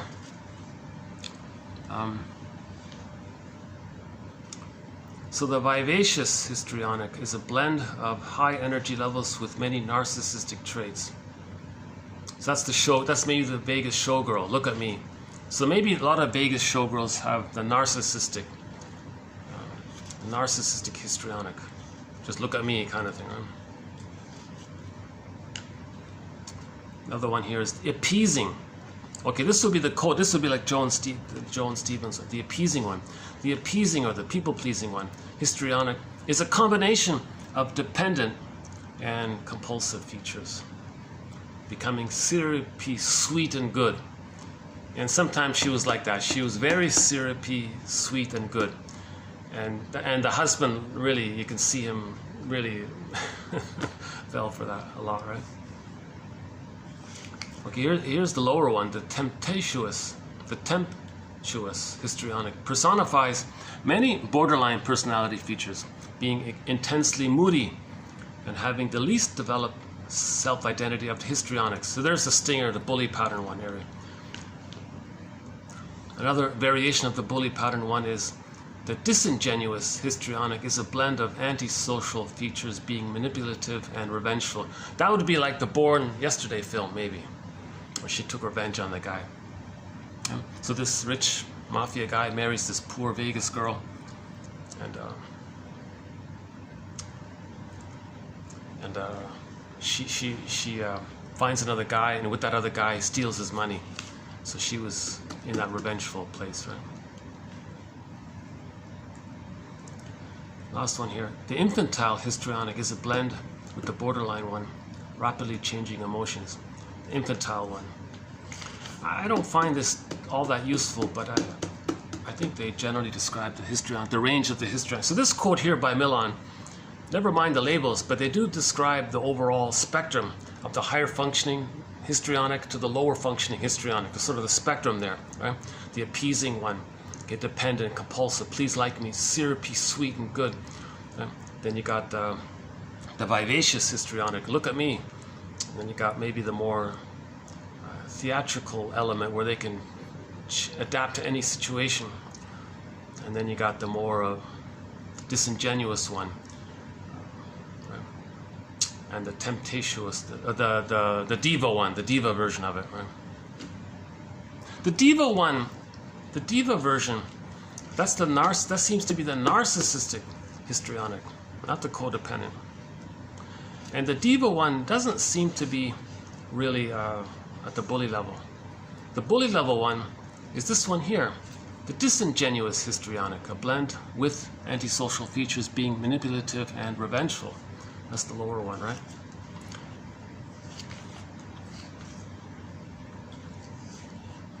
Okay, about their cognitive style. When asked to define her issues more precisely, she was entirely diffuse and long-winded, providing detailed minutiae, oscillating from one notion to another in quick succession, overly dramatizing each fragment, but without going into anything too deeply. This may be described as a scattered cognitive style, as it covers much ground but says relatively little. Yeah. This is often one of the functional domains of the histrionic personality pattern. So they can talk a lot about many things, but did they really say anything about anything? Not really, right? So back to that Henry Winkler interview. He said himself that somebody told him to be more specific in his storytelling, be a little more detailed. You always give these globalistic impressions. Dolly Parton is the queen of the universe. These kinds of statements.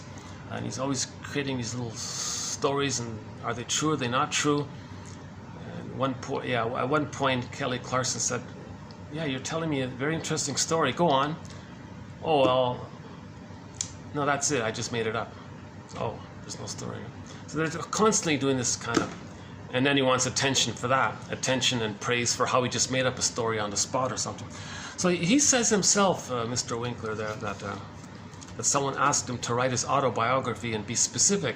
As a defense against that, he flew in some famous writer, told him a bunch of anecdotes, and the script writer and the ghost writer said, okay, fine, I got your stories, I'll come up with something for you.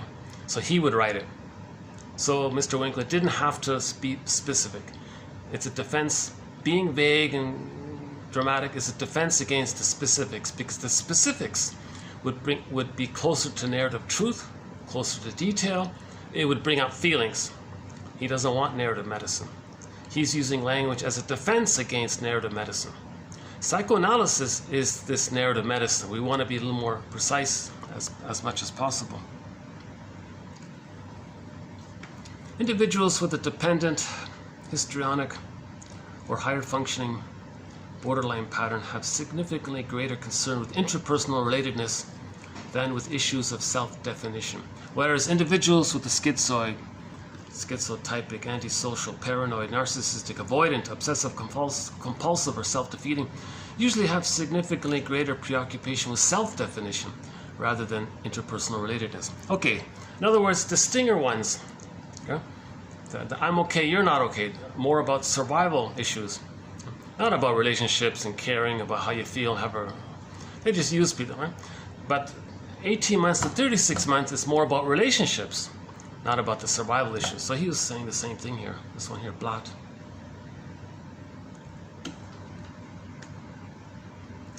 Those with the histrionic narcissistic pattern, so let's say like Vivian Leigh, right, for example.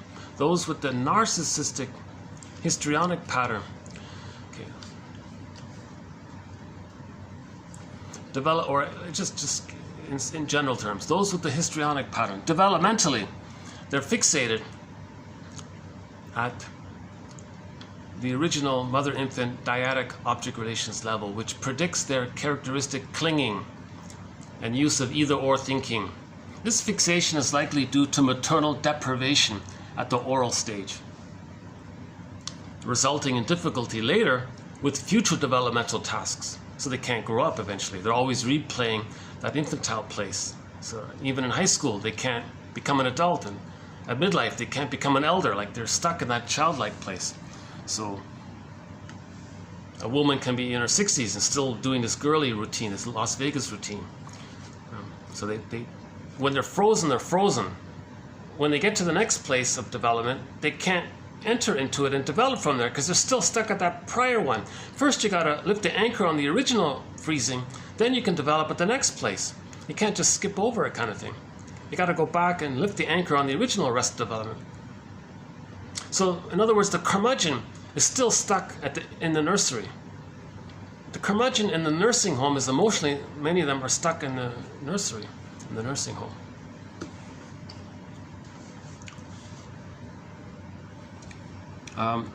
Okay, lack of maternal deprivation at the oral stage.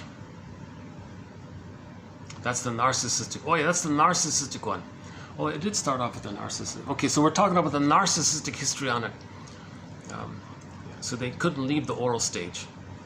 There was a problem with the nursing feeding, right? Hence, they lack detail and cognitive functioning. Resent being forced to concentrate. Like Henry Winkler, I don't want to concentrate, just let me give you these dreamy stories. I don't want to concentrate with details. This parallels their inhibition of information processing to blunt strong emotions. So they use repression, denial, dissociation, suppression, exaggerated but shallow emotional displays. That's the racket feelings.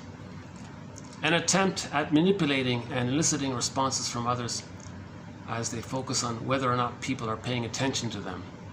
Just looking for attention, right? Since they are superficial and shallow, they are defended from feeling genuine affective states. Superficial and shallow, then they don't have to feel their real feelings. If they do a drama thing, then you don't have to feel your real feelings. Then you may feel kind of empty in the end afterwards. Right?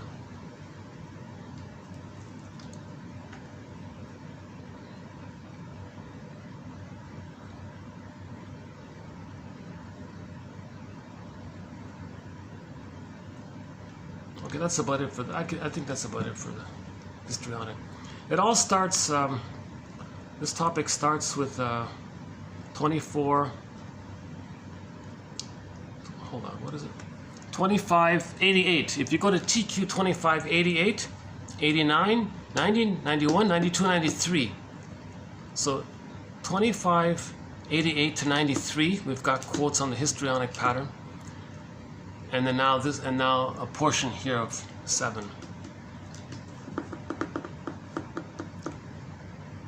How are we doing here? Is my speaker still on? Let's finish the song here. Here's the guitar solo. And we'll finish up here.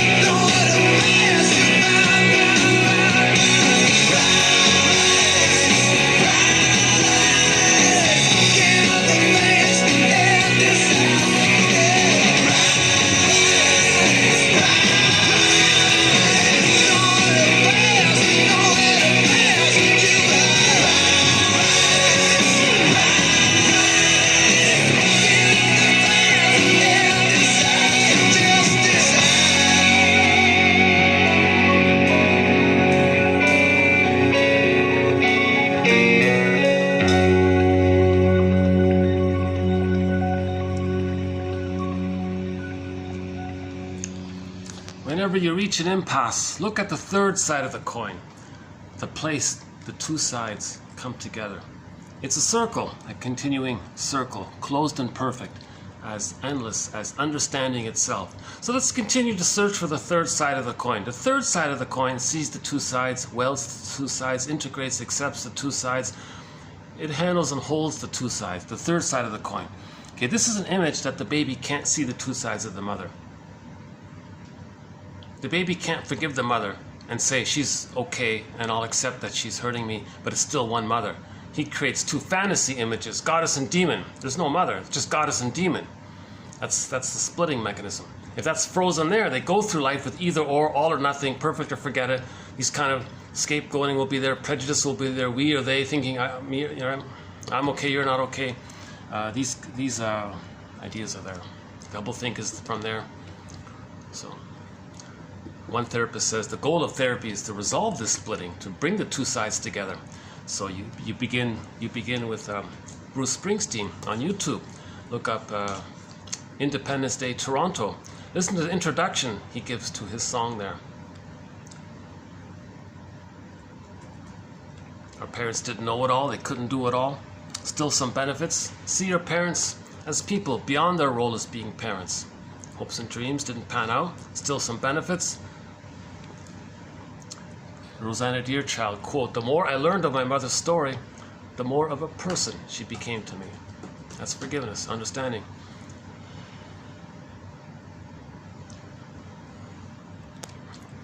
Okay, we'll talk more about forgiveness in another video, one of our major threads here. Okay, next quote is about a thing called triangulation. The classic example of triangulation involves the mother-father-child relationship. When there is tension between the parents project the tension onto the child. Instead of the parents arguing about a situation, the mother, for example, may find herself in conflict with her child. This frees the father from the original stressful relationship with his wife and allows him to realign himself with her in commiserating about her poor relationship with her child. Okay, Bowen labeled this phenomenon the family projective process, i.e. scapegoating. It is through this process in childhood that individuals develop a low level of differentiation. The child, because of his or her young age, has not had the opportunity to differentiate him or herself from the parents as yet. He simply reflects the parents' level of differentiation themselves. So the child's not going to differentiate if he's being scapegoated. So this is one version of the scapegoating. Yeah? The mother and the father, they don't want to argue amongst themselves. So one parent creates a fight, picks a fight with the kid. Now the other parent sides with the parent and the kid is holding it all. Scapegoating, right? Triangulation. But see, they worded it a little differently in this version. Right? Instead of the parents arguing about a situation, the mother, for example, may find herself in a conflict with the child. So she creates some displacement of her anger onto the husband and blames the child and argues with the child. Hey, child. And now has a fight with the child. The child's in a reaction mode. Now there's this big drama between the mother and the child. Then the father feels freed up. Then he can side with the wife. Oh, yeah, our son is a problem. And we can now get along because the son is externalizing and representing and containing and holding the anger between the father and the mother. It's called scapegoating. Now the father and the mother can get along because the child is expressing all their anger for them. And so the mother and the father externalized their hate and anger onto the child. The child is in reaction mode, visibly showing and demonstrating it. Then they've externalized it, then they don't think that it's within, and that's scapegoating. Now that child's not going to differentiate. That child's not going to know himself. You see? So the parents didn't differentiate. The child's not going to differentiate. If the parents scapegoat the children, that means those parents, they can't make I statements together, they don't have mutual interaction with each other, they're lying to each other, and they're going to blame the child. The child doesn't get a chance to differentiate. I think that's a good one there. Okay, next one here. We don't have much about the only child issue. An only child, he was the focus of his mother's boundarylessness, encroachments. I guess if she's unhappy with the husband, all she has is the only child. So there's more of a pressure on that only child. So the only child, or the first child, often gets a lot of heat from the angry mother, or the mother who's angry. As an only child, he was the focus of his mother's boundarylessness, encroachment. There's the boundary issue. The mother violates the baby's boundaries with using her histrionic shrieking fits. Jesus Christ. So she's turning to the child for comfort. Look, baby, look what your terrible father did to me. Or the father, meanwhile, would sit quietly in his chair, reading the newspaper, leaving the child with the feeling that his father was abandoning him to handle this woman himself.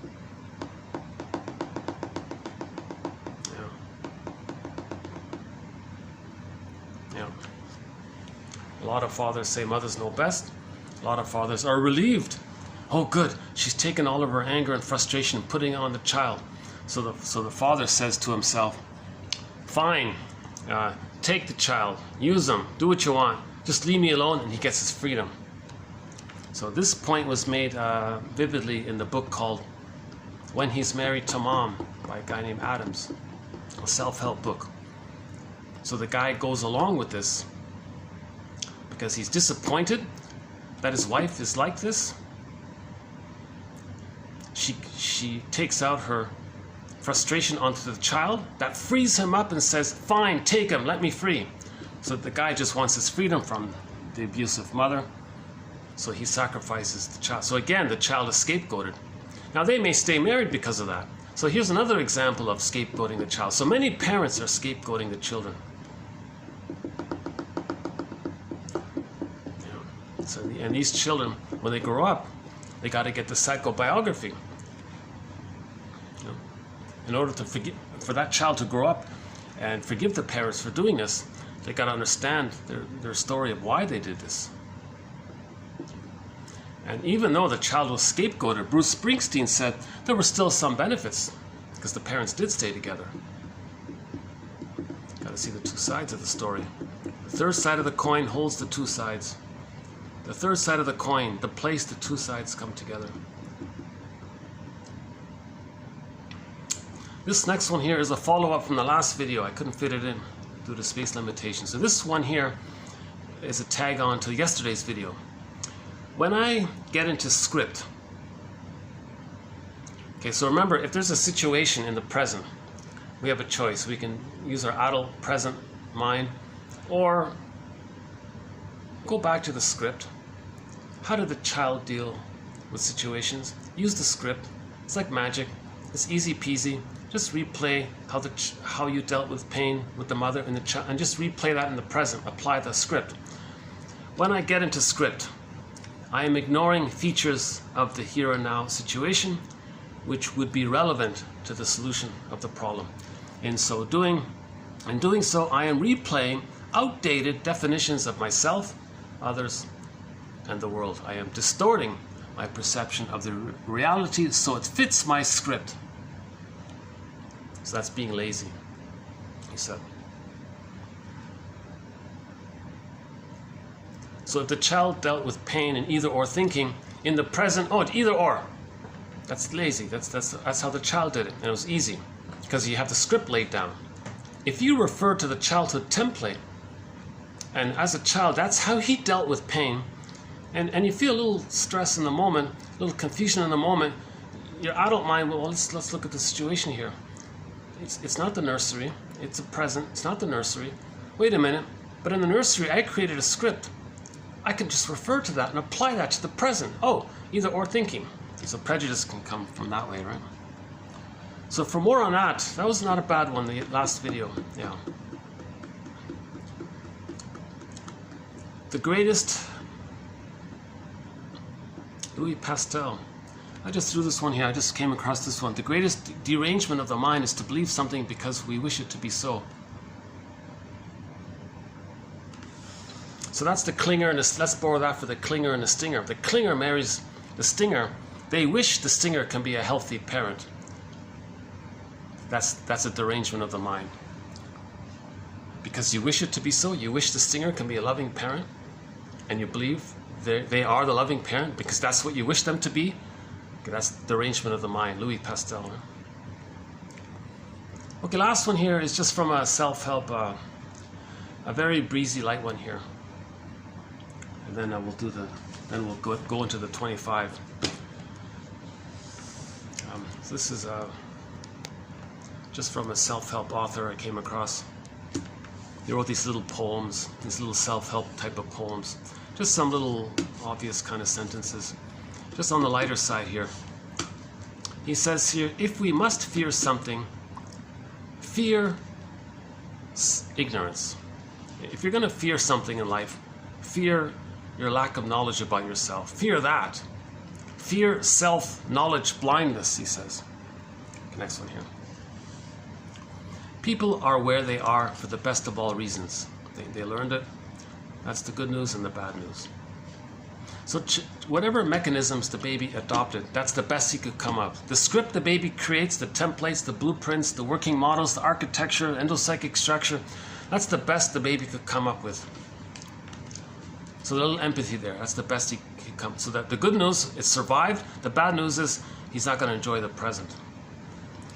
We attract to ourselves what we fear most until we dispel the fear. So originally we might fear somebody who reminds us of a shaming parent, but you're going to be attracted to it. So, next one. When power is love, love is power. When power is love. If we're using our energy to go on the second journey, searching for understanding and for hence forgiveness, that's love. And then that love is power. If you get angry a lot, you probably hurt a lot. That's a pretty obvious one, right? If you get angry a lot, you hurt a lot. When life dealt me another bad hand, did it? Oh, that's the best one here, right? When life dealt you another bad hand, did it really? Maybe you created it. Maybe you orchestrated it unknowingly, unconsciously. We see ourselves through the eyes of intention, wishes, needs, ambitions, etc., while others may only see us according to our behavior. Last one here. Since it is evident I can't make you happy, I'd sure like to know what this relationship is about. I might delete this, tell you the truth, I might delete this little one here from Brown here. What's his name? Yeah, I'm gonna scratch this. I'm gonna take this one out. You know. So you won't find this in the. It's too weak. It's not really that. The self-help quotes have to have a little more psychoanalytic offering to it. These are a little too vague. Yeah, we'll take this one out. Okay, before I do the 25 points here, let me just take a little musical break.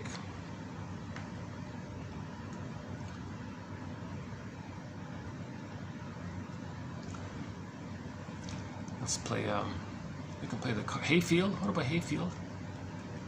Anne Shell. One of our musical voices is Anne Shell. Okay, let's play Hayfield by Anne Shell.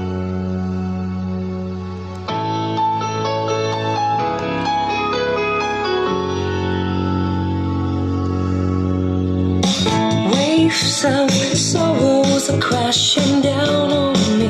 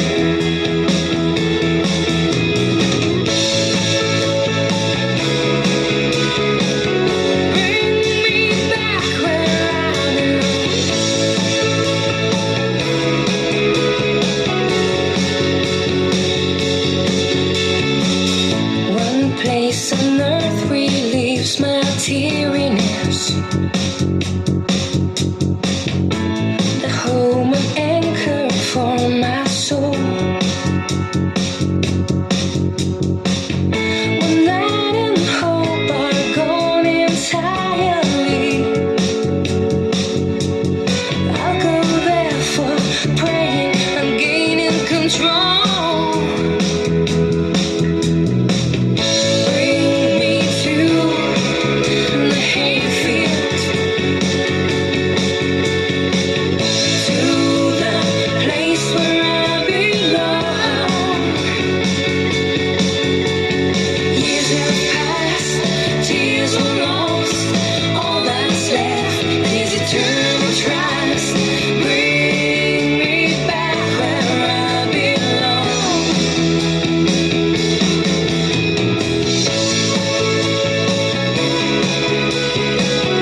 Bring me back where I belong.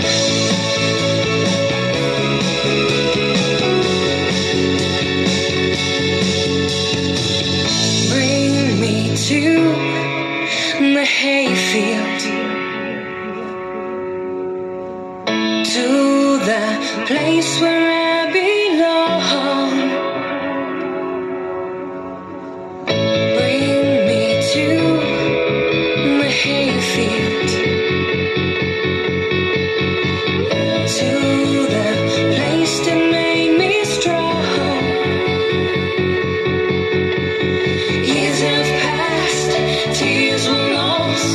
All that's left is eternal trust. Bring me back where I belong.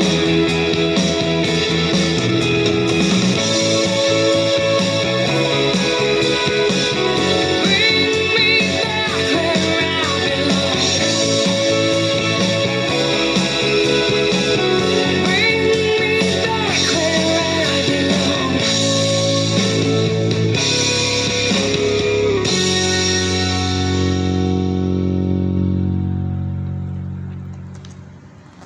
Okay, so this next part is really edgy. It's very edgy. So it's the 25 ways the 25 things we're doing in the present, people are doing in the present, to ultimately get some idea of maybe what happened to them in the nursery. Let's start with number one. So the baby, again, we repeat what happened in the nursery that was painful in the present, but the present isn't the past, so the present can only be symbolic of the past.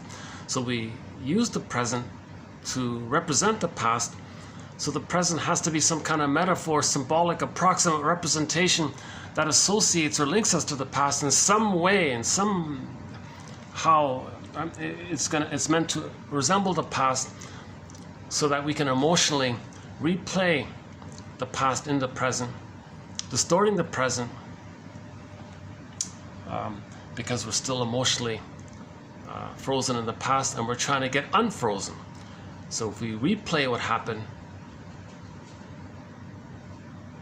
the fantasy is because we're still in the past, maybe we can change the past, but it's ridiculous. So on a collective level, how do we see this? Okay, number one, pollution. In the uterus, so it's two parts. In the uterus, the baby sends out its waste elimination through the two veins that spiral helixly upward, right? Maybe I can take this off here. Hold on a second. Okay, so the baby, there's meant to be a musical flow there between the baby, cord, placenta, mother, mother, placenta, cord, baby, do, re, mi, 1, 2, 3, ABC. It's supposed to be kind of a smooth rhythm there. That's the natural need of the baby, to have this paradise, so-called musical paradise. He has need this for paradise. Says that the waste receives in the goodness, sends up this, right? It's meant to be this kind of cycle. Baby sends out the waste, he's got to get in the good. If that's broken and he freezes up there, that's a trauma. So the theory is when there's trauma, we're going to replay that. So how does a person replay that in the present? Okay, so they pick up, let's just borrow the example of picking up the phone, calls the stockbroker lady or whatever. Hey, stockbroker, oh, hold on. Let's say the cord was, let's say whether or not it's the case that removing the cord too prematurely can lead to that freezing. Think of the extended womb then. okay, if we don't want to go there, that's it. Damas focuses on that area with the placenta. Okay, fine. Blend it in or look at the nursing experience with the breast. The baby sends his distress to the mother. Mother, I'm distressed. That's sort of this wasteful, unwanted. Send me love and I can calm down. So baby sends out his distress, his unwanted, wasteful, what he doesn't want, and he wants to receive love, soothing, goodness in return. So the music and the cycle is meant to continue. Baby sends out his distress, mother provides soothing, the baby calms down, there's a cycle, there's a flow, there's a music. Let's say that's frozen. Okay, a bottle will do it. Okay, in the bottle, the nerve lines in the so normally the nerve endings in the breast link in with the nerve endings in the child, and the line can be there, which helps the mother to be able to pick up the baby's signals and understand what the baby's feeling, and almost instantly provide what the baby needs. If that's frozen there, for whatever reason, if the mother's misattuned or baby was removed, and all sorts of, we talk about all the various ways the freezing can take place. Birth trauma can do it. If the baby doesn't latch and enter into the maternal holding environment for the first 4 to 5 months, that'll do it. If the baby doesn't get the positive maternal experience and it freezes up in the first 4 to 5 months, leading to one of the stinger patterns, that'll do it. So if he's frozen there in the first 4 to 5 months where that cycle didn't take place, where he wasn't emotionally fed, following him sending out his distress, emotionally fed. So he gives out the waste, gets in the good. So think about that cycle. If it's frozen there, collectively, everyone in that state may feel tempted, let's say. One example might be they pick up the phone, hey, stock lady, broker, or whatever. Who pollutes? I want something in the present to represent sending out the waste. So 10 billion, for example, 10 billion tons of plastic have already been dumped into the ocean, causing all of these problems, right? 10 billion tons of plastic dumped into the ocean. So a person says, hey, who pollutes, and I want to profit. So they want to replay. They want to replay in the present the failure of the nursery with the fantasy that they can change the nursery. So yeah, buy me a bunch of shares in those who pollute and make a profit. So they want to replay the failure in the nursery where they sent out the waste and they wanted the goodness. So they pollute, they want to profit. They want to send out the waste, they want to get in the goodness. So polluting and making a profit is symbolic. It's symbolic of this failed cycle of the baby sending out the waste or distress and wanting to get love and soothing in return. It doesn't work. It's ridiculous. A person can have 20 lifetimes polluting the planet, making a profit. It's not going to change what happened in the nursery. Repetition compulsion doesn't work. Okay, Paul Libby Russell, go back to 2119. We go into detail about this. So the present repetition compulsion means that's trauma. When we're frozen, we repeat something. We can't perfectly exactly repeat the nursery because we're not in the nursery. We're in the present. So how do we repeat it emotionally? And we're repeating it emotionally by doing something in the present that can represent the emotional issue. So polluting and making a profit sort of represents the failed cycle between the baby and the mother. So that's number one, pollution. Number two was the ecology one. There's a certain ecology between the baby and the mother, the paradise. Baby has a psychological, physiological energy system. Mother has a psychological, physiological energy system, and there's a music, and there's a flow, and there's a rapport, and there's a line there. Certain ecology, let's say. That gets squelched. Picks up the phone, hey, stock lady, who destroys the ecology out there? I want to make a profit. And we gave the example of that they dumped a bunch of lakes. They drained out a bunch of lakes to make a quick buck in some other way. So they destroyed the ecology and made a quick buck. Oh, good. Yeah, give me shares in that. I want to destroy the ecology and make a quick buck. Okay, because my mother destroyed my ecology.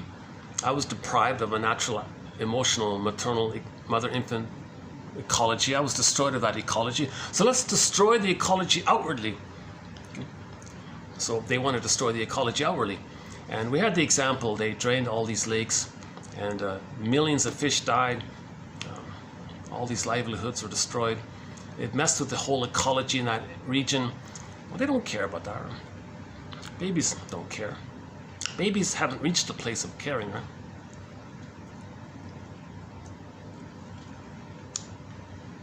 So they'll invest in activities that break the ecology on the planet to represent how the ecology that was needed with the mother got broken. Number 3, feeling diversity. The baby lost his golden ball. We can call it feeling diversity, the wide range of feelings, aliveness of feelings, fullness of feelings, feeling in our body, having our golden ball, a wide range. Joy and sadness get zooped away. All that was left was the amygdala. So we lost our golden ball, we lost our feeling diversity. Hey, stock lady, who destroys the biodiversity outwardly? Yeah, buy me a bunch of shares. That I want to destroy the biodiversity to reenact how my emotional diversity got damaged. Okay, so they identify with the aggressor, destroy the ecology diversity outwardly, and that's how they feel safe with the mother, because they've identified with the aggressor. Remember, in trauma, they're going to identify with the aggressor. They're going to do to others to replay what the mother did to them. Right? So mother destroyed their feeling diversity. They identify with the destroyer. Okay, then see the planet, see the earth, see nature with diversity. Do to the earth what the mother did to them. Stock lady, do to the earth what my mother did to me. I want to replay what my mother did to me. Destroy the biodiversity, okay, because my mother destroyed the my biodiversity, and I have this fantasy that by doing so, maybe I can invent a time machine, go back in the nursery, and have a better outcome.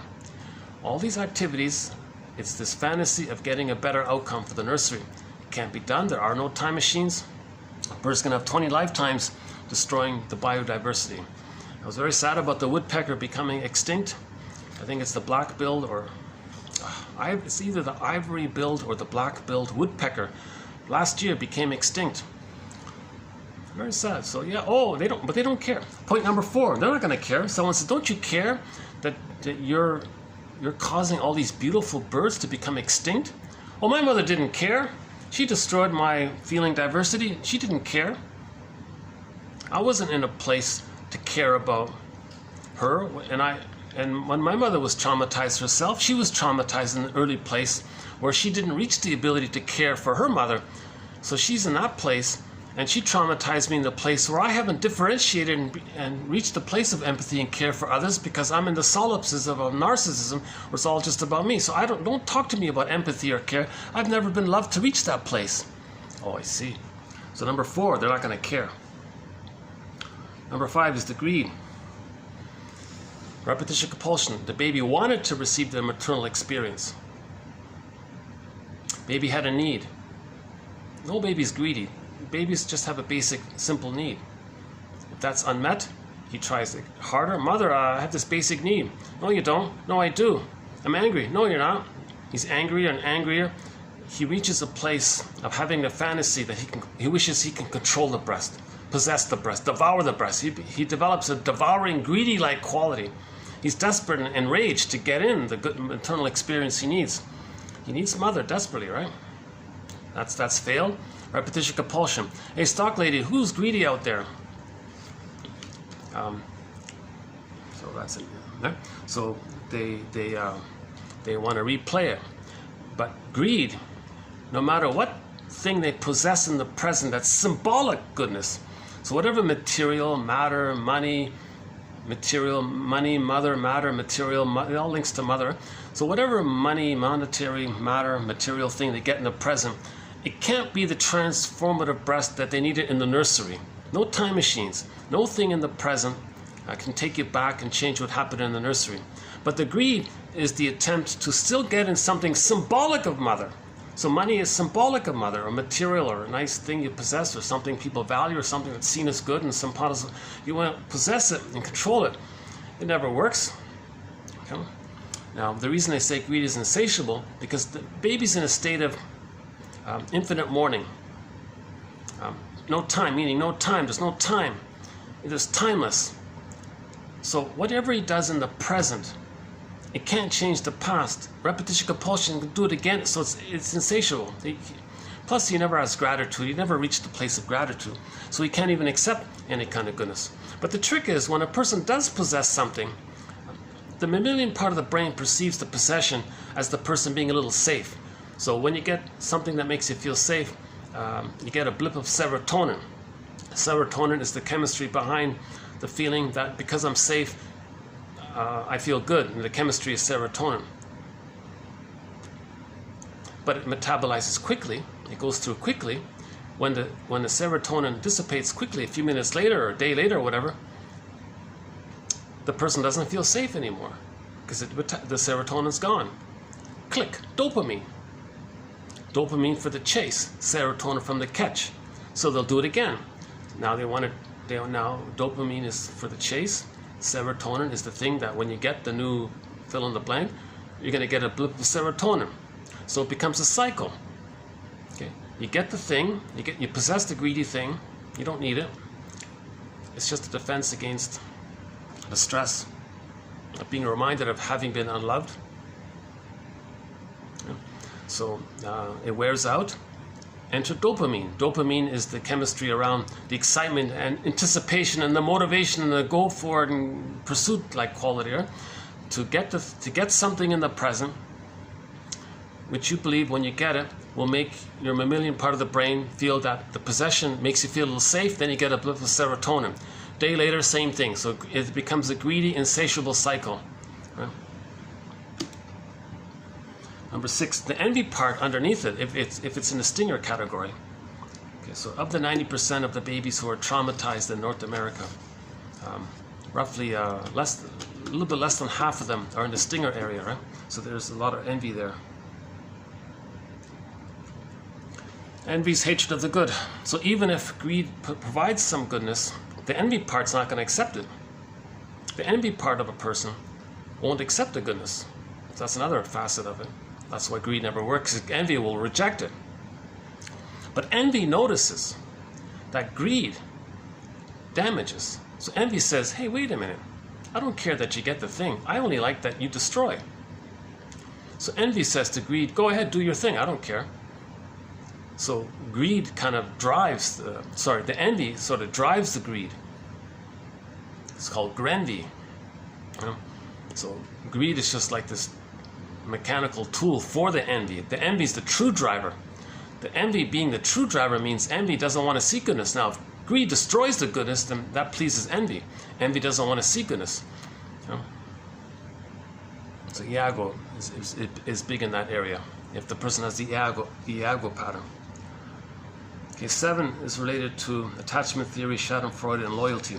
So every time a person replays what the mother did to them, when they pollute, when they destroy the ecology, the biodiversity, not care, greed, envy, okay, that means they're one with the mother because they've identified with her. That's their identity. So when they act like her onto others, the way she did it to them, they feel connected to them. Hence, they feel safe. They feel safe. That's the attachment theory. The safety gives them the Schadenfreude. Okay? Plus, the loyalties is there as well. Number 8, emotional poverty. The mother gave the baby emotional poverty.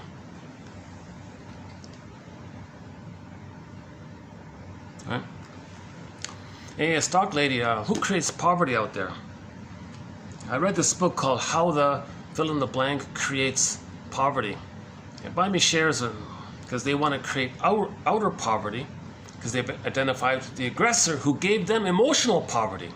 Remember the hungry, enraged, empty part self, the shame self, the empty self? They feel emotionally impoverished. The mother gave them that. They've identified with the aggressor. Repetition, compulsion, replay to stay connected. And that's the fantasy. We always replay when there's trauma, thinking we can change it. So the positive intention is they want to change what happened in the nursery. So, stock lady, who creates poverty? So a lot of babies feel emotional poverty if we're creating so much poverty outwardly, right? Billions of people in poverty, and then people dying because of all of this. Next one here. Related to it is the plundered soul. So the mother pillaged and plundered the baby's soul. The mother dumped her anger onto the child and extracted the goodness from the child to comfort her. Okay, so the mother plundered the baby's soul. So similar idea. They're going, hey, stock lady, who does pillaging outwardly? I want something outwardly that's symbolic of how my mother pillaged my soul. I want to replay it. So by the way, the stock lady and the company, they're all proxies for them. Right? So they don't physically have to do it themselves. They can sit home and drink tea. They just get others to do it, and they want to read reports about it. Oh, so the proxies are doing it for them. Again, proxy means when someone else feels, does things on your behalf. So that's the stock lady and the thing, all that's around it. So the stock lady create pillage and plunder, because that's what my mother did to me, and that's how I feel safe with her, and that's how I feel connected to her. Hence, I feel safe to her if I do to others what my mother did to me. Okay, part of this is that the baby felt sanctioned, maybe. The towel was too tight. Hey, stock lady, this sanction thing, it creates a lot of poverty, but related to it is who creates sanctions on others outwardly? Because I want to replay and communicate how my mother sanctioned my movement, my mobility, my feeling, my connection, my flow. Well, if the bottle was there, that's like a sanction on me, because I couldn't get the flow back. I couldn't exchange with my mother. There was no trade with my mother because I was blocked there with the stone bottle. So they want to see sanction outwardly to symbolize, to communicate what they experienced with the mother in the nursery. Okay? So the baby has no vocabulary. The baby has no language. They only can communicate through this acting thing. So they act this way, either directly or through proxies. So pick up the phone. Hey, proxy, do sanctions, because I got to communicate that I was sanctioned. I was emotionally sanctioned by my mother. We talked about boundaries, number 11. Actually, we had one about the boundaries, right? So if the mother violates the baby's boundaries, stock lady, who violates boundaries? So the mother didn't protect the baby's soul integrity. Now sometimes the mother's absence can do it. The mother's neglect and absence can be experienced by the baby as a boundary violation, because his rage he'll put onto the mother, internalize the mother as an enraging monster that wants to eat him. Now inwardly he feels that the monster wants to hurt him, hence violating the boundary. So the child's own rage on the mother, he feels some kind of violation, and the mother caused that. The mother's absence caused that. Or the mother shames the baby to replay how she had been shamed. That's going to violate the boundary of the child, right? So there's a whole area around that. Nutricide. Babies need emotional nutrients from the mother. Hey, stock lady, who destroys the nutrients out there? That's symbolic to represent how I was deprived of maternal nutrients. And I think an extreme example was the Star Trek series, the Jeopardar ones. There were these violent characters called the Jeopardars, and they didn't eat or drink. They were just hooked up to some powdered stuff. And it resembles the baby infant formula. So maybe I'm just guessing, maybe there's a link there between, or maybe we can just temporarily borrow the link there, that the powdered stuff can lead to the rage. Right? Because the powder stuff is not maternal nutrients. Okay, maybe it's some kind of physical nutrients the person can survive, but emotionally he's enraged and not getting the mother supplies, the mother love. So those characters are very enraged, and we saw the link there to the powdered stuff. They were intravenously fed with this, with infant formula. So just an example there. Mother as sociopath. The baby may interpret their mother as being a sociopath if we define the term as the mother exploiting the baby and not caring. So, hey, stock lady, I saw this documentary that corporations function like psychopaths and all that. Because my mother was like a psychopath. She exploited me, didn't care. So buy me shares in these corporations that are immoral. And because my mother wasn't moral. Excellent PR. Now, people doing this don't want anyone to think badly about them. So they may ask a PR company, hey, a PR company, I don't want anyone to think badly about me. Present me or help me to sell the idea that I'm good. Because now they want to be seen as good.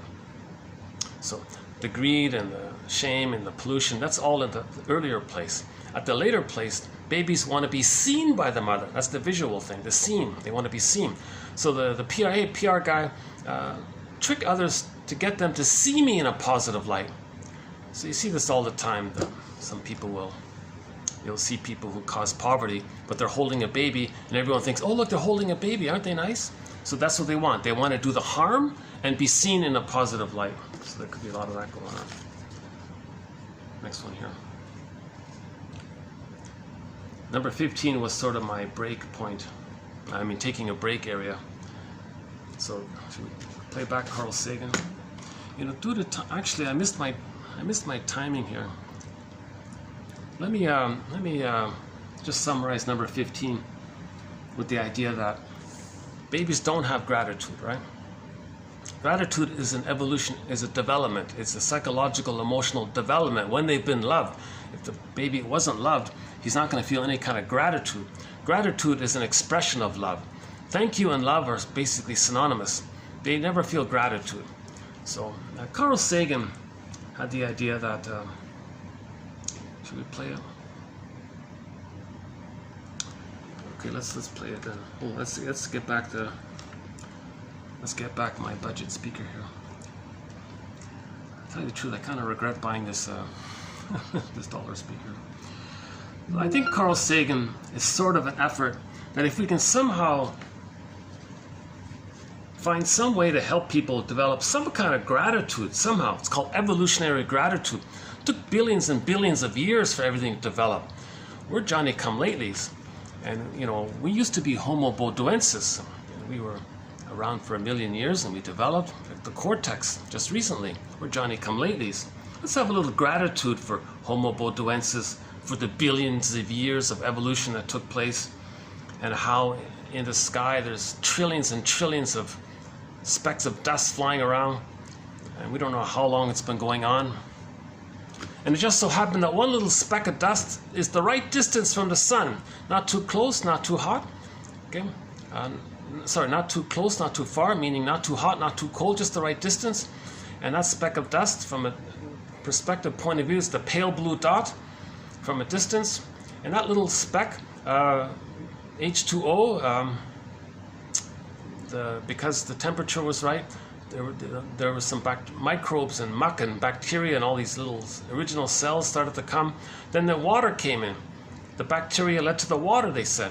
And it took billions and billions of years for some life forms to emerge, the cells and things.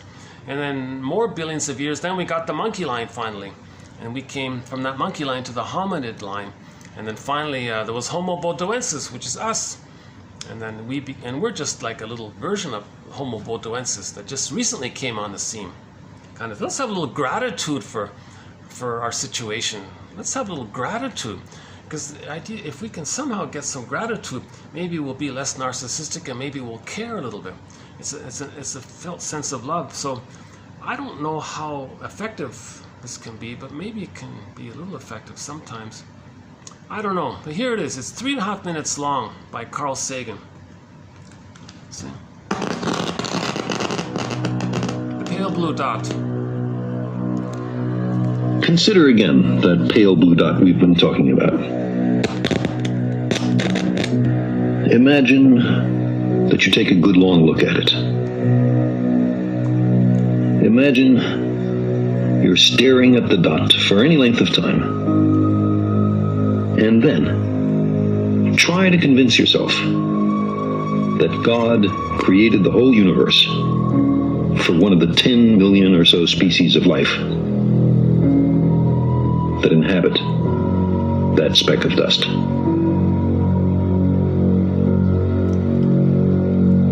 Now take it a step further. Imagine that everything was made just for a single shade of that species, or gender, or ethnic or religious subdivision. We can recognize here a shortcoming, in some circumstances serious, in our ability to understand the world. Characteristically, we seem compelled to project our own nature onto nature. Man, in his arrogance, thinks himself a great work, worthy of the interposition of a deity. Darwin wrote telegraphically in his notebook. More humble, and I think truer, to consider him created from animals. Close quote. We're Johnny-come-latelys. We live in the cosmic boondocks. We emerged from microbes in muck. Apes are our cousins. Our thoughts and feelings are not fully under our own control. And on top of all this, we're making a mess of our planet and becoming a danger to ourselves. The trapdoor beneath our feet swings open. We find ourselves in bottomless freefall. If it takes a little myth and ritual to get us through a night that seems endless, who among us cannot sympathize and understand? We long to be here for a purpose, even though, despite much self-deception, none is evident. The significance of our lives and our fragile planet is then determined only by our own wisdom and courage. We are the custodians of life's meaning. We long for a parent to care for us, to forgive us our errors, to save us from our childish mistakes. But knowledge is preferable to ignorance. Better by far to embrace the hard truth than a reassuring fable. Modern science has been a voyage into the unknown, with a lesson in humility waiting at every stop. Our common sense intuitions can be mistaken.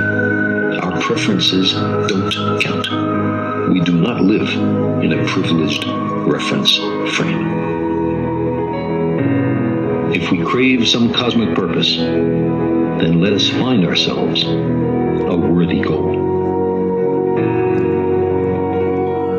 This links with number 20 here about reality testing. Reality testing.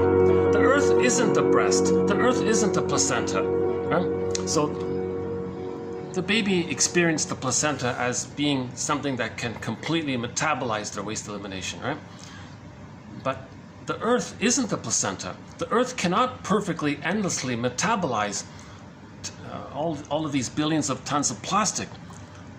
They said that the plastic, it breaks down, then it spreads around like smoke, and now the oceans are filled with all these plastic particles. So it can't. The earth cannot metabolize endless dumping of waste. It can't. Reality testing, it can't, right? The earth isn't an inexhaustible breast where we plunder and pillage endlessly, and the earth's just going to keep on providing nutritious, delicious fruits and all that, you see. So reality testing, that kind of thing. So Carl Sagan was trying to give like a broader appreciation, but a lot of infantile gods are not gonna. It's not gonna work, I think. But anyways, another related point we made recently was we played a 1-minute clip where the woman made the point that all humans are made of 70% salt water, like the sea. So the oceans are 70% salt water, and each person is like a mini version of the Earth. So we had a quote from a NASA scientist. He said his conclusion. Here's a genius kind of guy. His book, the final sentence of his massive encyclopedia was, "Let's treat the Earth at least as well as we treat ourselves." Now, if we're like the Earth, then let's treat the Earth at least as well as we treat ourselves. That's quite a persuasive perception, I thought.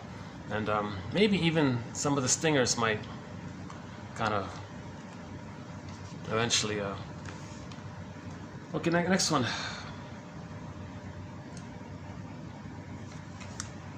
Yeah, there's my naivety again.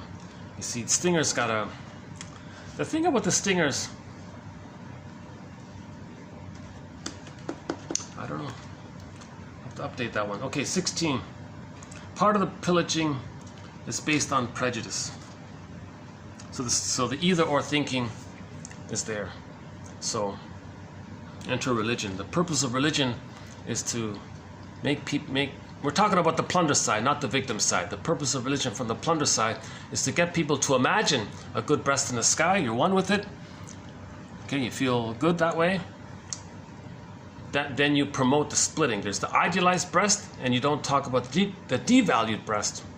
Now the devalued breast, the devil guy or whatever, the monster character, that's just artwork to describe the projection of our own rage and shame put onto the image of the bad breast. The speaker at the podium doesn't want you to heal the splits. By getting you to imagine the good breast in the sky, and you're one with it, it knows you, loves you, sees you and all this, and it take care of you and soothe you, that promotes the either-or thinking. The either-or thinking of good breast, bad breast, ideal breast, devalued breast, that mentality structure, religion is meant to kind of entrench it, not heal it.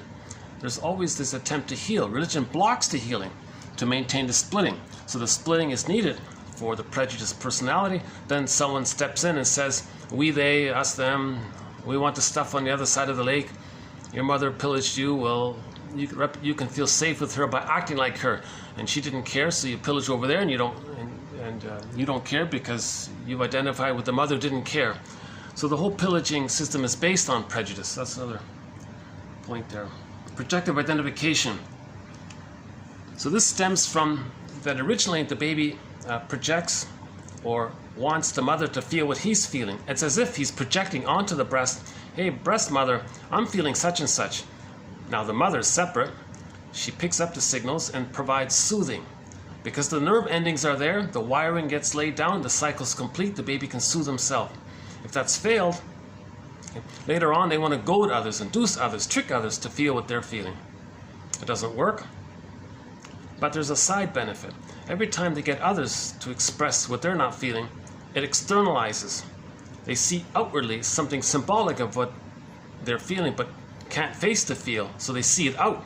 It's theirs, but it's out. That tricks the brain not to send them too much stress.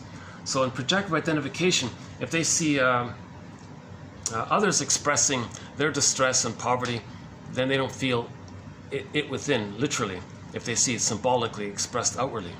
Reality testing. These are human beings that feel pain. That book, yeah, here's again that book, How the Fill in the Blank Creates SH, Fill in the Blank, Whole Countries. Let's just modify that here, because I don't know how helpful that is. So how the pillage, how the short sellers, how the short selling system, this collective effort to replay what the mother did to us, let's say, creates pain, suffering, and misery. Okay, so part of this is a thing, I didn't know this too much, I don't know this they have a thing called lie hop, let it happen on purpose. So the baby, meaning you set things up to fail. So the baby, the mother sets the baby, many mothers set their children up to fail.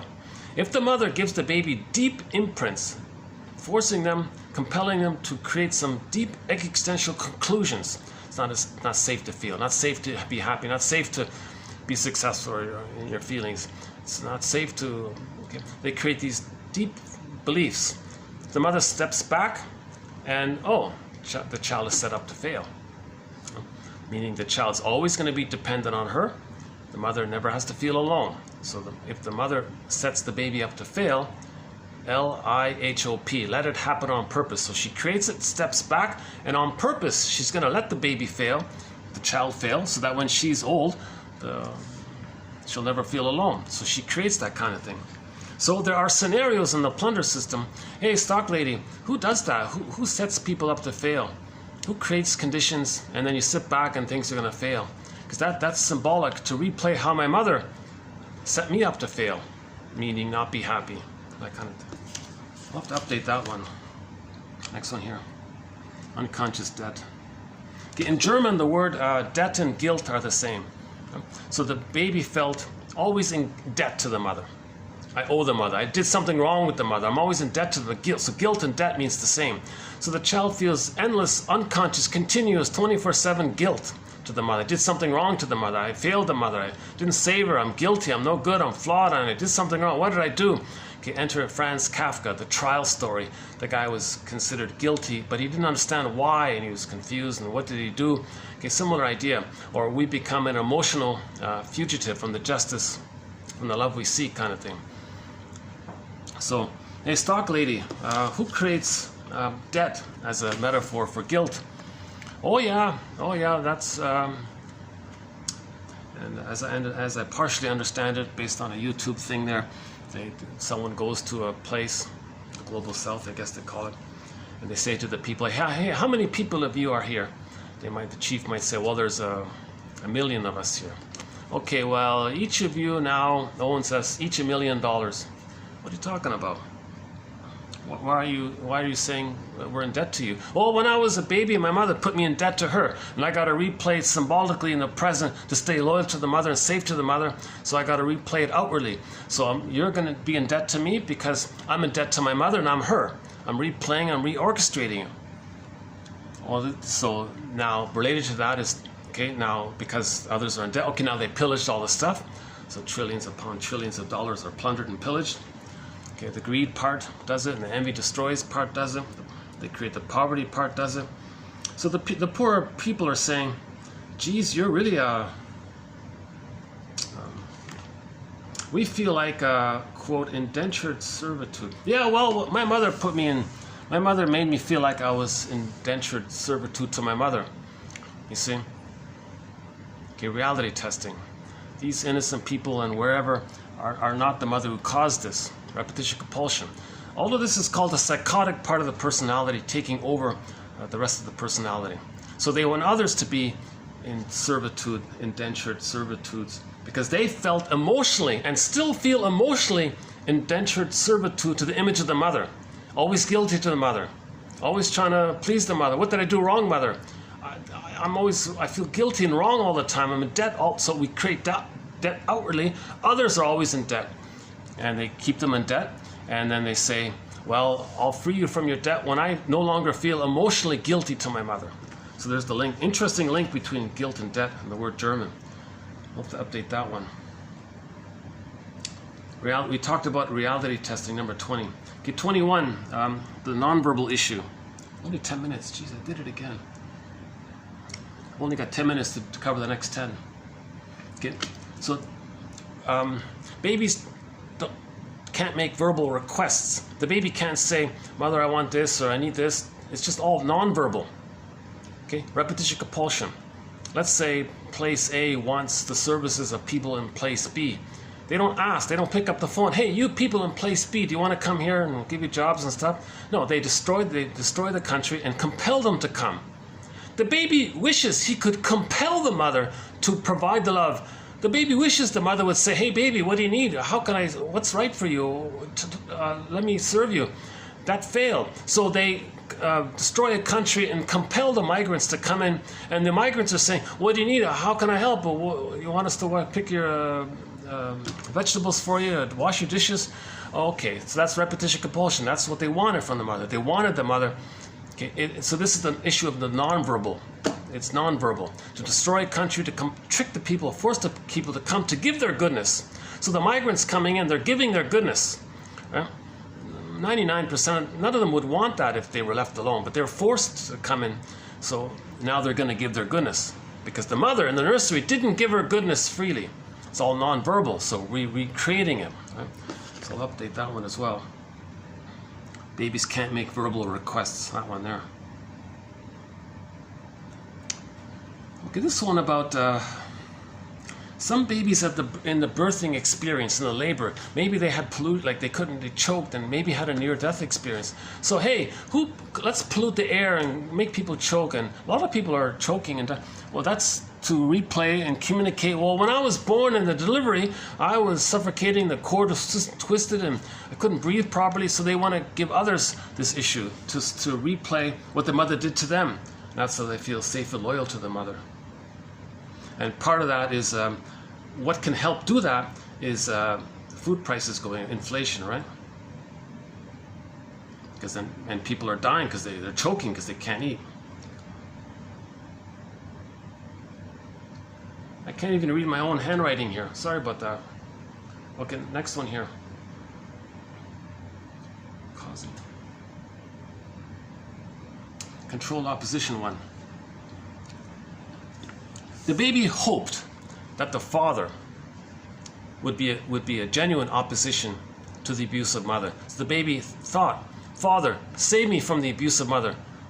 Oppose the mother who's hurting me. But in the end, no. The father sided with the mother. So the father was the controlled opposition because the mother controlled the opposition. So later on, we see a lot of controlled oppositions out there. And people may think, are they really opposing something? No, they're just family members of the billionaire or gajillionaire short seller, just whining or something or saying, and you think maybe they're really opposing. No, they're not. That's called the controlled opposition. Most of what you see is controlled opposition. So maybe that relates to how the baby thought, hopefully, that maybe the father was going to be genuine opposition and genuinely protect them from the abusive mother. But no, the father just served the mother's abuse. He was sort of like this good cop, bad cop kind of scenario. Not a good example that way. Okay, 25. Here's the newest one. I just saw this thing yesterday about the Inuit, the indigenous people. So when Turtle Island was pillaged and plundered, and indigenous people were enslaved and destroyed, and the Beothuk people are completely gone. So there's a lot of cruelty on the indigenous people on Turtle Island recently. But this is a new one of the many endless examples that we have out there about the hardship inflicted on the indigenous people who lived peacefully in harmony with nature for 50,000 years, 100,000 years, maybe 150,000, whatever it is. So people heard, I think how it was, people heard, there's these people up north, way up in the North Pole, and they have a kind of autonomy. They have autonomy. They have dogs. They have dog sleds, and they can freely go and get their food and come back, and they feel a little free, and they're mobile, and some of them are nomadic. What? They've got freedom? I didn't have any kind of emotional freedom with my mother. My mother deprived me of my emotional freedom. I feel emotionally kind of restricted and encaged and all that. Well, send up a bunch of guys and get them to take away all those beautiful dogs. So 20,000 plus of those beautiful huskies, those beautiful dogs, they were all just killed off. They killed them. And then the indigenous people are saying, what are you doing? Well, we don't want you to have freedom. Go on some little reservation there and suffer there. Because my mother didn't give me any kind of freedom. I couldn't feel alive and connected with the vitality of the beautiful dogs. And I couldn't move around. Well, you're not going to move around because I couldn't emotionally move around. So this is a very sad story. They purposely sent up all these guys to shoot down the dogs. These are beautiful husky. These really beautiful dogs, the sled dogs. Indigenous people needed them for their freedom, for their livelihoods. They destroyed their livelihoods. Well, when I was a baby, my mother destroyed my potential livelihood, my potential liveliness. She destroyed my liveliness. So I'm going to destroy your livelihood to symbolize and be loyal to the mother who destroyed my emotional livelihood. So they murdered 20,000 dogs in that process. Indigenous people couldn't. That destroyed their culture. Cultural loss. A lot of people died from it. Okay, number 25 was just a sort of a general idea that the baby had no power. The baby was powerlessness. So in the plunder system, they want all the power, and you suffer. People who live on $1 a day. So many people in Africa live on $1 a day. They have no power. And the people profiting from their labor, indentured servitude, they're living very luxurious lifestyles and things. So they got all the power. The people in poverty have no power. That replays how they, as a baby, had no power against a powerful mother. So this whole issue of the power, baby had no power. So give others no power. People suffering on $1 a day have no power. And I saw some indigenous people saying, what are you doing to us? You're still doing this to us. Leave us alone. No, my mother never left me alone. It's a tough topic. I told you this was edgy. I don't think I delivered it very smoothly. Keep that in mind. I'm not the most articulate person. But that's it. Yeah, that's the 25. We did it all. We covered it in 50 minutes. Huh? I skipped a little bit. Pollution, want to profit, destroy ecology, destroy biodiversity, not care, greed, envy, repetition, compulsion, loyalty to the mother, pleasure with the mother, because all babies must bond to the mother. Okay, emotional poverty, pillaging, sanctions, boundaries, nutricide, mother a sociopath, cake and eat it too, ingratitude, prejudice, projective identification, others express for you what you can't feel. Setting the baby was set up to fail by the mother, so get others to set up to fail, trick them, set them up to fail, and then sit back the way the mother sits back.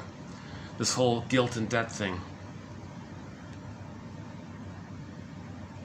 You know, the guilt and debt thing, you know, they said when they went to that African country or whatever, said, oh, you all owe us $1 billion, each of you owes us $1 million. We don't have, you're taking all of our wealth. What do we have left? We can't even hand you the stuff that you're taking. Well, we'll lend you back some of the money we took from you on compound interest. So you're keeping us always in debt to you. Well, I'm always in debt to my mother. There's this boogeyman image in my mind that's always harassing me. But they don't know that the boogeyman image is an artwork to describe their pain, shame, and rage at what the mother did to them. They just projected onto the mother and created that. So the goal is to forgive the mother for causing this situation. So it all goes back to forgiveness, searching for emotional freedom. Reality testing with nonverbal. Underappreciated point, the baby is nonverbal. A lot of people, you know, a lot of people do this. Like they'll block your path. They want to say hello to you, but they can't ask. They'll block your path, and they'll say, "Oh, hi." So they initiated it non-verbally. They coaxed you to start the speech. Okay?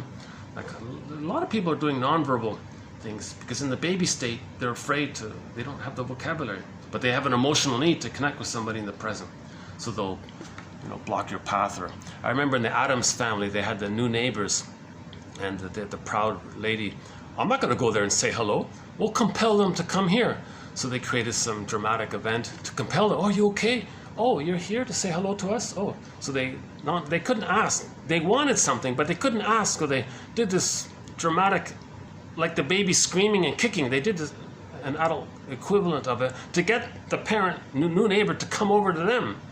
They want, as the baby, the mother's supposed to provide and serve. This issue with the nonverbal pollution we did.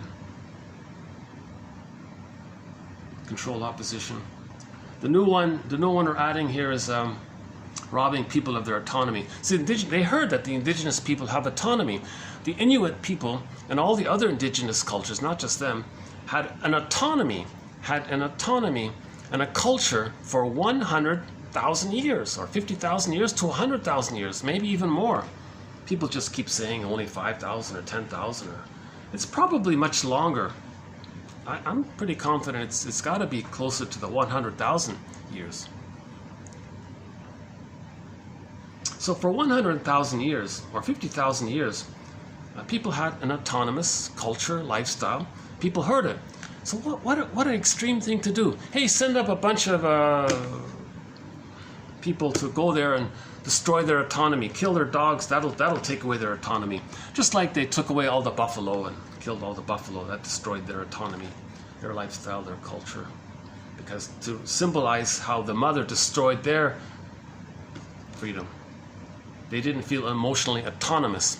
So we're talking about a thing called psychological autonomy. A lot of babies are not allowed to achieve psychological autonomy by a mother who's clinging and demanding on their babies. It prevents it. So a lot of mothers are having a hard time providing the acceptance that the baby is meant to be psychological. So that poem by Gilbrand on children. Somebody put it to music, by the way. A famous, what's it called, The Rock? Something with The Rock? There's a band, a music band. Something, the word rock is in the name of the band. That band put to music that poem by Gilbrand on children. Children, you don't own them. They come through you. You don't own them. You're the guardian. Their life's longing for itself. They're them. So it's an autonomy thing. A lot of mothers are not providing that. A lot of mothers are using the babies to be parents for them. That's the issue. We got to forgive our parents for all this.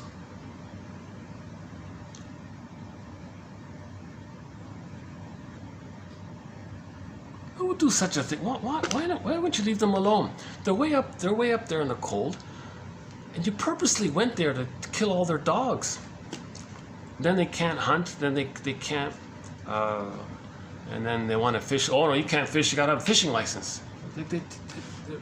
So their indigenous people were robbed of their autonomy to symbolize that those who did that themselves, when they were a baby, were robbed of their emotional autonomy. They didn't achieve the psychological birth. Again, man's main task is to give psychological birth to himself, emotional freedom to himself. So it's not the baby's job to save the mother. That'll help with the guilt. It's not the baby's job to save the mother. That'll help with this feeling of unconscious guilt. That movie Spellbound was based on a fictional book called The Labyrinth of the Guilt Complex. The baby, this is the issue. We got to heal this unconscious guilt. It's not the baby's job to save the mother. The baby did nothing wrong if the mother did something wrong to them. The baby takes it on himself for the attachment and for the loyalty. The baby thinks he's guilty. We've got to correct these false beliefs. It's just simpler to say mother's guilty. Don't say the baby's guilty. No baby's guilty. But then the mother has to say that when she was a child, she wasn't guilty. So we got to heal all this intergenerational trauma. This video is going to cut out any minute now. It's a 3:02, right? So when this video just suddenly cuts out, that'll be the end of it. Maybe we'll let's play a song from the Inuit people. Beatrice Deer is good.